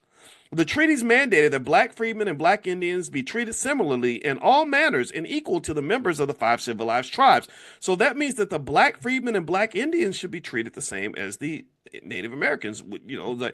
So I guess that's the question, right? How many of you know a black family or something that runs a casino or something? Did anybody got a family that's like, owns a casino? If it's making money from the game? Anybody? Okay, all right. I didn't. Me neither. Okay. Let's keep going. Today, being treated similarly would mean that black freedmen and black Indians should be tax exempt. No taxes. What? Exempt from college tuition. Ooh, student loans are the #1 drainer of black wealth. Did y'all know that? Have priority rights to reservation resources, have rights to electronic broadcasting airways, and have federal recognition of land for gaming licenses. This is what Dr. Anderson is documenting. Thank you for doing this. Do y'all understand why this man's a national treasure? I hope you get it. And I'm gonna tell you, if you are affiliated with any of these HBCUs that's been ignoring this man, you need to go up in that chancellor's office and kick that damn door down and tell them to wake the hell up. Stop manufacturing slaves and start educating them on things like powernomics. Seriously, no disrespect, but this is ridiculous. This is just embarrassing. Let's keep going here. Implicit in the treaties was a direct relationship with the government through the Bureau of Indian Affairs and the U.S. Department of the Interior. On a side note, the Bureau of Indian Affairs and the Freedmen's Bureau were established at the same time, placing black freedmen and Indians into protected classes. However, the Freedmen's Bureau was intentionally corrupted, the funds plundered by whites, and prematurely terminated because the South again had a need for black labor. So that they could actually enslave you again and get access to your labor, they destroyed the Freedmen's Bureau, which was created at the same time as the Bureau of Indian Affairs. That means that everything that they're getting, we would be getting the same stuff. Do you understand what a difference this will make in your life and mine? Like seriously, like raise your hand. How many of you are a descendant of slavery? Give me a yes in the chat. If you got great grandparents or parents or triple great, whatever. Sorry, Henry Louis Gates. I know he likes to do that show where he tells white people how black they are and whatever. I don't know I don't understand Gates. I don't dislike him. We're not the same. I don't hate him though. I don't hate him. So this ain't no beef. Okay. So do you understand what this means? Like the path had been set for you to have an inheritance, for you to have resources. A lot of y'all got it out the mud like I did. I didn't have nothing. I was 23 years old, couldn't pay my rent. I remember going to vote for Bill Clinton, and I was on my way to vote for Bill Clinton, and I was on my bike, and the voting station was right there, but I was late for work, and I remember thinking, if I lose my job because I'm late, Bill Clinton is not going to come help me pay no bills, and I was behind on the rent because I didn't have no damn money. So imagine if your life started and you had $100,000 available just in case you had an economic emergency. Think about how different your life would have been. I had to make hard choices because I didn't have any money, right? So what he's basically saying here, and what Dr. Anderson is telling you, and I want to impress this upon you, I think this has to be one of the most urgent messages that we keep in the back of our mind, is that your whole life would have been very different if people had stuck to their commitments. So Dr. Anderson, this amazing man who filed this lawsuit, that a lot of the members of the Congressional Black Caucus do not pay attention to, was suing to say, no, you owe us, you owe black people something. You should, all that land, all those resources, every single thing that's being given to the Native American tribes, God bless them. I ain't got nothing against them. But everything y'all getting, we supposed to get that too. Let's keep going. I mean, no taxes, free tuition. Think about how much of a difference that would make in your life right there. Let me keep reading. All right, focus, boys. All right, I'm gonna focus. Okay. The Bureau of Indian Affairs still stands and is the government entity through which black freedmen and black Indians also should have a direct relationship. Instead, both groups have had to resort to litigation to resolve disputes related to government financial management of allotment accounts for land and material resources. Treaties represent the highest form of law, especially in the U.S., which presents itself as a nation of laws. Since the federal government has a fiduciary responsibility to carry out treaty mandates, it ought not be necessary for blacks to file lawsuits against federal agencies for failure to carry out their obligations to black freedmen and black Indians. So all you black lawyers out here that are listening, maybe this will be a nice little project for you to pursue. I think the late great Johnny Cochran was going to pursue this before he just mysteriously died. The federal government's failure to fully enforce the treaties represents economic justice denied.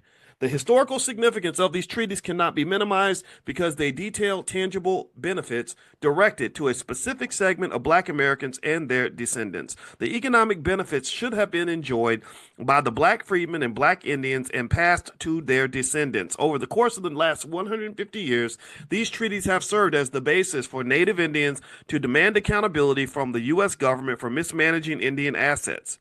Black freedmen and black Indians have asked for the same accountability and the same legal questions, but they have not received answers.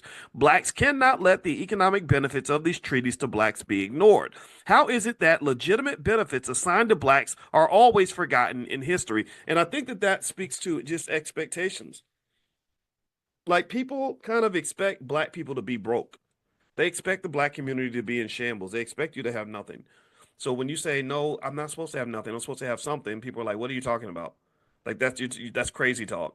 The idea of a black community being in good shape and actually having resources like white folks, oh, that's not allowed in America. That's not expected in America. You're always supposed to be deficient. And some of us as black people accept that. Like, we kind of just know, like, okay, being black means being deficient financially. In fact, I saw something today that was really interesting, and it really kind of, I don't know, maybe I was just in a dumpy mood or something, but I saw this thing, and it was like this little, like, feel good post somebody had put up, and they said they showed Kevin Hart and Meek Mill, two guys out of Philadelphia, and it said Kevin Hart and Meek Mill get together and give $15 million to black communities, and some people who were clapping, oh, that's so great, that's so nice, and I'm the guy, I'm just kind of the jerk that's like gonna ask questions like, I've heard about celebrity donations before. I kind of want to know details. Like, did they write a check for 15 million? Who did the check go to? What's the check being used for? Because y'all remember with the Black Lives Matter, for example, I know good people that were a part of Black Lives Matter. A lot of good people. Cornel West Vice President, Dr. Melina Abdullah is a great advocate in Black Lives Matter. She seems legit. I don't know everything about everyone, but from what I've seen, everything about her seems sincere. So you can't sort of label the slander of Black Lives Matter on everyone that participated. A lot of people really did the right thing for the right reasons. But y'all remember, that there was a lot of money that was given, millions and millions of dollars, and most people I know didn't get any of that money. And this is right during the pandemic. Everybody's getting paid in the pandemic. All this money's being sloshed around. The inflation rates went really high because they were giving money away so much in the pandemic. And I know so many black people who have businesses and legitimate concerns financially who did not get that money. So when I saw the Meek Mill Kevin Hart post, I was like, well, who's getting this money? Is there a transparency about this? Like, what's really happening here? Or is this just some goofy feel-good post about some celebrity doing something? And then the other part of me that no one likes, I guess, or not no one, but a lot of people don't like this part of me, was also like, wait a minute, you know what? Celebrity donations have never elevated the black community. There's charity is not the same as having a legitimate economic engine. Looking at black people and saying, oh, those poor, pathetic people who have nothing, let's throw them a couple of dollars, that really doesn't do a whole lot of nothing, right? What really moves a community is when you can shift the culture, the infrastructure, when you're educating en masse, when you're educating. Right, there you go, Linda. I agree with you, Linda. It's more about celebrating the celebrity than it is about actually really truly showing tangible outcomes in the community. If I can't go to that community and see a whole different community, streets cleaned, new buildings constructed, billions of dollars worth of transformation, it's like, what? Like, you just made an invisible donation, and now you're getting you're going viral on the internet because we like the emotionality of it. It feels good. It's like, oh, that's so nice. Our favorite celebrity gave money, y'all, because he cared about us. It's not usually real. It's nothing. It's goofy. And so my point is just to not be a pessimist about this, but it's to ask these fundamental questions and explain why this is so important. What Dr. Anderson's talking about here, like every single freedman, every single black Indian getting 160 acres of land, that's a multi-billion dollar transformative economic piece to the puzzle. Like that's massive. That would be a whole different black community if people followed through on what they were supposed to do, or if someone was to work to rectify that. And to this point, we know that we don't have the political will to get it done. I have to hear all these Negroes in my ear saying I got to vote blue no matter who, and then I have other people telling me somehow the Republican Party is going to fix it all, and I don't believe any of that. I think all that's nonsense. It's goofy. It's shenanigans. It doesn't make sense. So the best I know how to do is to say, maybe if I get on here every single day and I take my PhD and I train as many of you as possible on the fundamentals of economics, little basic things you can do that will elevate your family wealth, maybe that's some way to fight systematic racism by developing a counter system that says, let's systematically educate millions of our people so we can systematically form a culture that is going to systematically put our children in positions where they have the knowledge and the possibility in terms of getting resources and positioning themselves to efficiently use their personal economic energy to achieve a goal that is going to be worthwhile. Right. So that's very different from the other engine. The other engine is one where you have thousands of radio stations blasting out messages that are training children on how to destroy their lives, get hooked on drugs, go kill a black person, commit a crime and go to prison, become an alcoholic, just and then throw all your money away, and then go get you about 5 babies mamas while you're at it. That's a systematic annihilation of the black community to the point where even if you look at some of the social media conversations that are happening that are prominent in the community, they're dumb, stupid, destructive conversations. I saw somebody that made a post that was actually really funny. My friend sent it to me, and it had a girl who had a really big platform with millions of followers. She said, if a man sell weed and his girl smoke, should she get her weed for free? And then somebody made a comment. They said, I'm going to start following white people because they be over there talking about real estate and stuff. Right. And it's kind of funny. It's a stereotype and it's not true, but it's kind of like, yeah, like what is it that that has dumbed down the culture and really gotten us sort of stuck in the mud on this? Because it's not just a one-sided thing. It's not as if we struggle financially because their expectations of us are low. It's because our expectations of us can be low as well. Okay. So anyway, I hope that makes sense. So here, I'm going to keep reading here about what Dr. Anderson is saying. And he says here, in terms of these treaties, and these treaties are things that are not taught in school. They don't want to talk about it, but this is trillions of dollars that's owed to us. So he says here, let me see here. Let me get back. He says in 2006, the Black Indian United Legal Defense and Education Fund joined with the Harvest Institute, that's Dr. Claude Anderson's think tank, to form the Harvest Institute Freedmen Federation to seek an accounting by the U.S. Department of the Interior for management of the assets of specific black freedmen and black Indian families. It has been a lengthy and expensive legal proceeding. Based on the 1866 Indian treaties, Native Americans had filed more than 100 similar lawsuits that were at various stages of the legal process. When Barack Obama became president, at the beginning of his first term in office, he promised to help Native Indians, and he did during the entire 8 years of his administration. His administration cleared the deck and settled nearly all of their pending lawsuits, awarding them approximately $3.5 billion, most billions of dollars most years, for a total of approximately $20 billion, 20 billion with a B.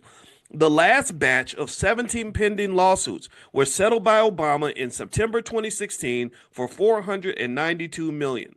This occurred near the end of his second term, and Native Indians were effusive in their thanks to him. The Harvest Institute Freedmen Federation and Black Freedmen and Black Indian lawsuits, based on the same 1866 treaties, with nearly identical questions of law, have not been touched or discussed and are still stuck in the federal courts. Ain't that something else? Isn't that interesting?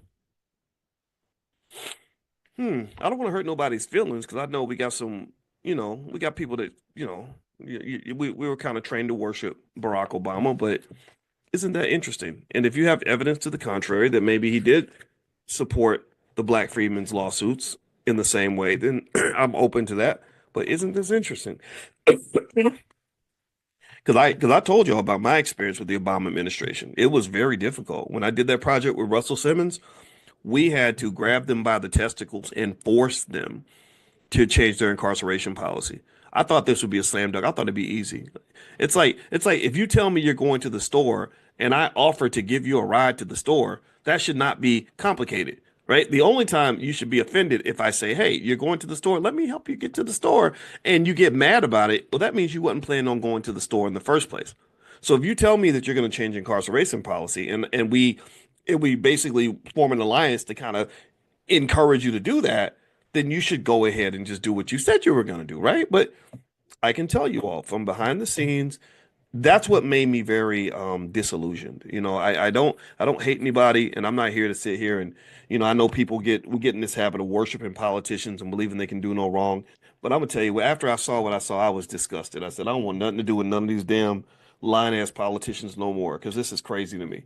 This was ridiculous. What the stuff that they did to Russell, particularly a lot of it came from Valerie Jarrett at the time. I remember Russell speaking about Valerie, putting pressure on him to drop everything, because I wrote the letter, people signed it, several hundred people signed it, from celebrities, Chris Rock and Jada and Will and all across the board, even some of the white ones, Justin Bieber, stuff like that. And then we also got the scholars, the Michelle Alexander, who wrote the New Jim Crow, a lot of civil rights activists, all the HBCU presidents that we contacted signed it, at least all the ones in the AUC. And so we had a nice little coalition.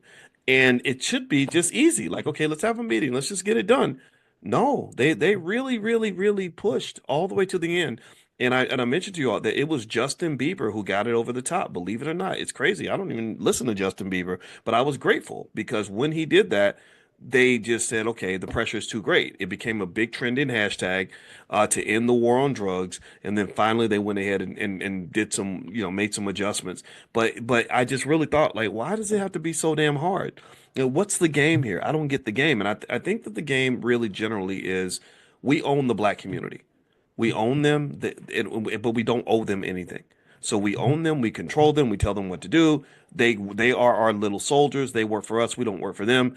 And I resent that. I don't care who you vote for, but I believe that the politicians should be working for you. Let me keep going here. So the Harvest Institute Freedmen Federation encountered only opposition from the Obama administration, an experience very different from that of Native Indians. To date, families that are descendants of the black freedmen and black Indians who are plaintiffs in the lawsuit have not received an accounting of the assets of government the government was to have managed for them. So the government promised that they would manage certain assets. They did not do that. The stuff just disappeared, and nobody will answer any questions.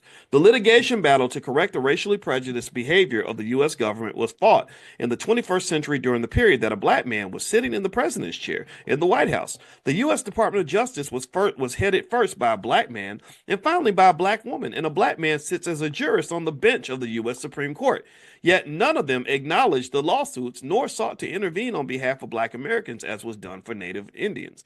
The majority of Americans are unaware of the pivotal role Native Indian tribes played in the installation and maintenance of slavery in the United States and the way the 1866 treaties materialized. Once informed, the logical questions ought to be, quote, why are the descendants of slaveholding Native Indians getting benefits from treaties enacted to free slaves while the descendants of the enslaved blacks have been denied their mandated benefits and rights for centuries? Pay attention. Let's say that again.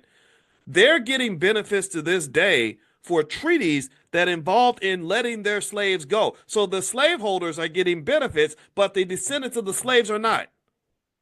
Do you follow that? Does that make sense? Give me a yes if you get that. One party owns the damn slaves.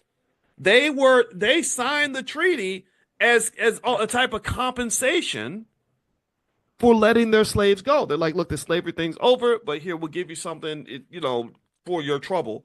So they're given those reparations across many generations, and the people who were actually enslaved, the descendants of those people, get nothing. Ain't that funny? I'm sorry I inconvenienced you by taking away all your Negroes, but I dare say that our ancestors were inconvenienced a little bit more because they had to work for your raggedy ass. They had to be dehumanized, be disrespected. In fact, did y'all ever hear this? I saw something the other day, and I got to look this up because I just saw it on the Joe Rogan show, so someone can look it up and confirm it for me. But he was talking about George Washington's teeth. Anybody see that? George Washington's teeth, he's supposed to have them wooden teeth and all that. I don't know how they did dentures back then. Did you know that they pulled those teeth out of the mouths of slaves? Did y'all know that? They literally pulled the teeth out of the slaves' mouths. Like this is the kind of stuff they did to us. So you can't pretend in terms of generational trauma and generational habit formation and stuff like that. You can't pretend that there's sort of a long held, several hundred-year tradition of just treating black people really, really bad. Almost like we're animals. Like we don't have feelings like humans. Or like the guy who was the father of modern gynecology, and he used to do these experiments on black women with no anesthesia that put them in incredible amounts of pain. But yet he was like the father of modern gynecology because they looked at us almost like lab rats. That still exists to this day in the sense that when people say Black Lives Matter, I don't think that they really believe that. I think that there's a type of pain that you go through that other people just don't care about. If you look at what's happening in the Congo, where there's millions of people right now going through unimaginable amounts of suffering, if those were white people, then everyone would be talking about it. Let me keep going.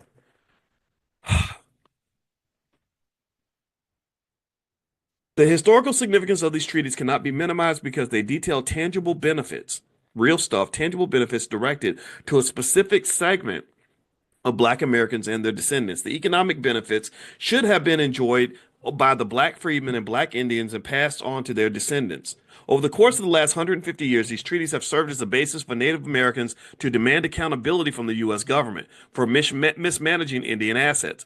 Black freedmen and Black Indians have asked for the same accountability and the same legal questions, but they have not received answers.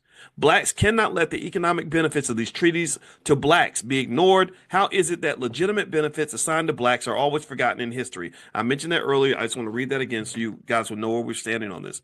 So he says here, the majority of Americans are unaware of the pivotal role that the Native Indian tribes played in the installation and maintenance of slavery. We talked about that. And then he says, if slaveholding Indian ancestors are dead and their ancestors are receiving corrective benefits from the 1866 treaties, what is the logic of denying benefits from those same treaties to the descendants of the injured Black slaves? While the lawsuit filed by the Harvest Institute Freedmen Federation worked its way through the legal steps of federal small claims court, the federal appeals court, and the Sixth Circuit Court, the Obama administration annually invited approximately 564 Native Indians to White House receptions and awarded them billions of dollars each year of his 2 terms. Neither the Black Indians nor the Black freedmen were invited to attend White House receptions, nor did they share in the monetary proceeds. When the Obama administration announced settlement of the last 17 lawsuits for $492 million, the headline of an article in the Washington Monthly by Nancy Letourneau on September 28, 2016 said, quote, President Obama kept his promises to Native Americans, end quote. The 1866 treaties had 2 parts, Black freedmen / Black Indian side and the white Indian side. Pay attention. The land, money, gas, and oil on Indian lands made other people wealthy and were passed on to their descendants. The assets designated for Black freedmen and Black Indians should have been available to pass on to succeeding generations, perhaps making Black descendants wealthy today. So a lot of this oil land, a lot of this land with other minerals, gold, whatever, a lot of that land was supposed to belong to you. That's what he's saying, that your birthright was stolen. That's what he's telling you. He says here, it is up to Black people to express their indignation and demand reparations for the economic losses and mount the political campaign necessary to bring attention to this historic travesty. Why is it that Black people are so reluctant to demand justice and the benefits that are due to them, especially once the legal case has been made? Fatigue is most likely a factor. A lack of leadership could be another factor. To support the case of the Harvest Institute Freedmen's Federation Indian lawsuit, Black political action should demand a government accounting to the families and resolution of the issue at the highest levels of government. Enforcement of the 1866 Indian treaties is more a political issue than a legal one. I have something for you. There's a guy in Texas that I respect and that I like. His name is Tim, I believe Tim Jackson. Tim Jackson is a good dude, and he is also great with real estate. He hosted me when I went to Jackson, and I never forgot that. I'm going to mention something that Tim is doing. I'm going to mention it right now because I think it's relevant to what we're doing now. Because you're right. What Dr. Anderson's basically saying is stop talking about it and start being about it. So let me tell you what Tim created here, and you can go look this up and decide how you want to participate. He's creating something. He's creating a PAC, a political action committee called the Alliance for Black Economics. And it says here that the Alliance for Black Economics, ABE, is a true nonpartisan lobbying to advance economic equity for Black communities, focusing on economic issues over criminal justice issues. And so one of the things that let me see if there's a website or something. If there's not a website, then at the very least, here we go. The website, write it down. Somebody please type this in the chat. I'm going to say it 3 times so we can write it down. And then I'm also going to text it out to you if you're on the text list. If you want to be on the text list for this class, text the word money to the number 87948. Text money to the phone number 87948. I will send it to you. If you live in another country and you want to still follow it, go to drboyceelevate.com, drboyceelevate.com. The URL, right? Get ready to write down. Pull out your ink pen. Is lobbyabe.org. LOBBYABE.org. Lobbyabe.org. Thank you, Mia. It's right there in the chat. If anyone asks it or they missed it, they want to get it again, please type it in there for them. All right. And so this Alliance for Black Economics is something that's sorely needed. I went ahead and I think Tim said I was actually the first person to make a donation. And so that's my honor. That's what I get to brag about a little bit. And I did actually give money to it. I just didn't mention it yet. I told Tim to give it some time, and maybe I'll bring him into our Money in the Morning Millionaire training camp so he can talk more about it. I trust him to do it. Again, I don't know every single thing about every single person that I know, but I do know that in the time I've interacted with Tim, he's been ethical and done a great job, and he's a good guy and a smart man. He's a father and a husband, and he loves the community. So I want to support what he's doing, and I'm going to bring this up periodically because I don't know about y'all, but reading that pissed me off. I got a little bit mad reading that. I was kind of irritated. And I'm irritated with not just the system. I'm irritated with the lack of action. I'm irritated with us. I'm irritated with our fake leadership. All this stuff, the shenanigans have to go. The shenanigans should not be tolerated. I don't think that any ridiculousness, goofball stuff, booties to the polls, vote or die, from the diddler, just all this other nonsense that they throw at us. I think that has to be ignored. I think if you step to the table and you're serious about who you are, then other people will take you seriously. If you're serious about who you are, then others will be forced to acknowledge the seriousness of your existence. And so the question is, who are you? How serious are you? Are you a community full of uneducated people who just, follow like sheep and do what you're told and get involved in goofball shenanigans and would rather listen to a comedian or an entertainer than someone who's actually thinking? Is that who you are? Or are you a community of serious builders, people who have zero tolerance for the things that have destroyed us? Are you focused? Are you interested in being great, whatever that means for you? I personally think that we have to look in the mirror and decide who the hell we're going to be. And I'm going to do my best. I'm not perfect, but I try. I do my best. I want to try to hopefully support you in terms of you being the best you can be, and I'm going to be here with you every single day when we're doing this. So those of you who are serious, I want to say thank you for that. I want to encourage you to keep on going, and I want you to understand the importance of us really being clear about who we are and what we want and what we're demanding. Like, I know, for example, you can't be my friend if you don't understand why we deserve reparations. I'm not gonna cut you off or cuss you out or nothing like that, but I'm not gonna support anything politically if you can't even see like what we're owed. Like, we're owed this. Like, this is in black and white. What the hell, man? So anyway, that's it, guys. That's all. Today, I think that's enough for today. I'm about to blow a gasket because it's getting on my nerves so bad. So I'm gonna let y'all go for the night. And next week we're gonna meet again for Powernomics training. Again, if you want to be on the text list, I'll send out the reminder. Text the word money to the number 87948. And there's also a training that comes to you called How to Make Money Without Working, related to stock options. I think every black child should know about investing. We've talked about this before. And also tomorrow we're meeting with the Crypto Club. The sister that came in early this morning, I think her first name was Naja. She's doing a lot of great crypto work in Compton.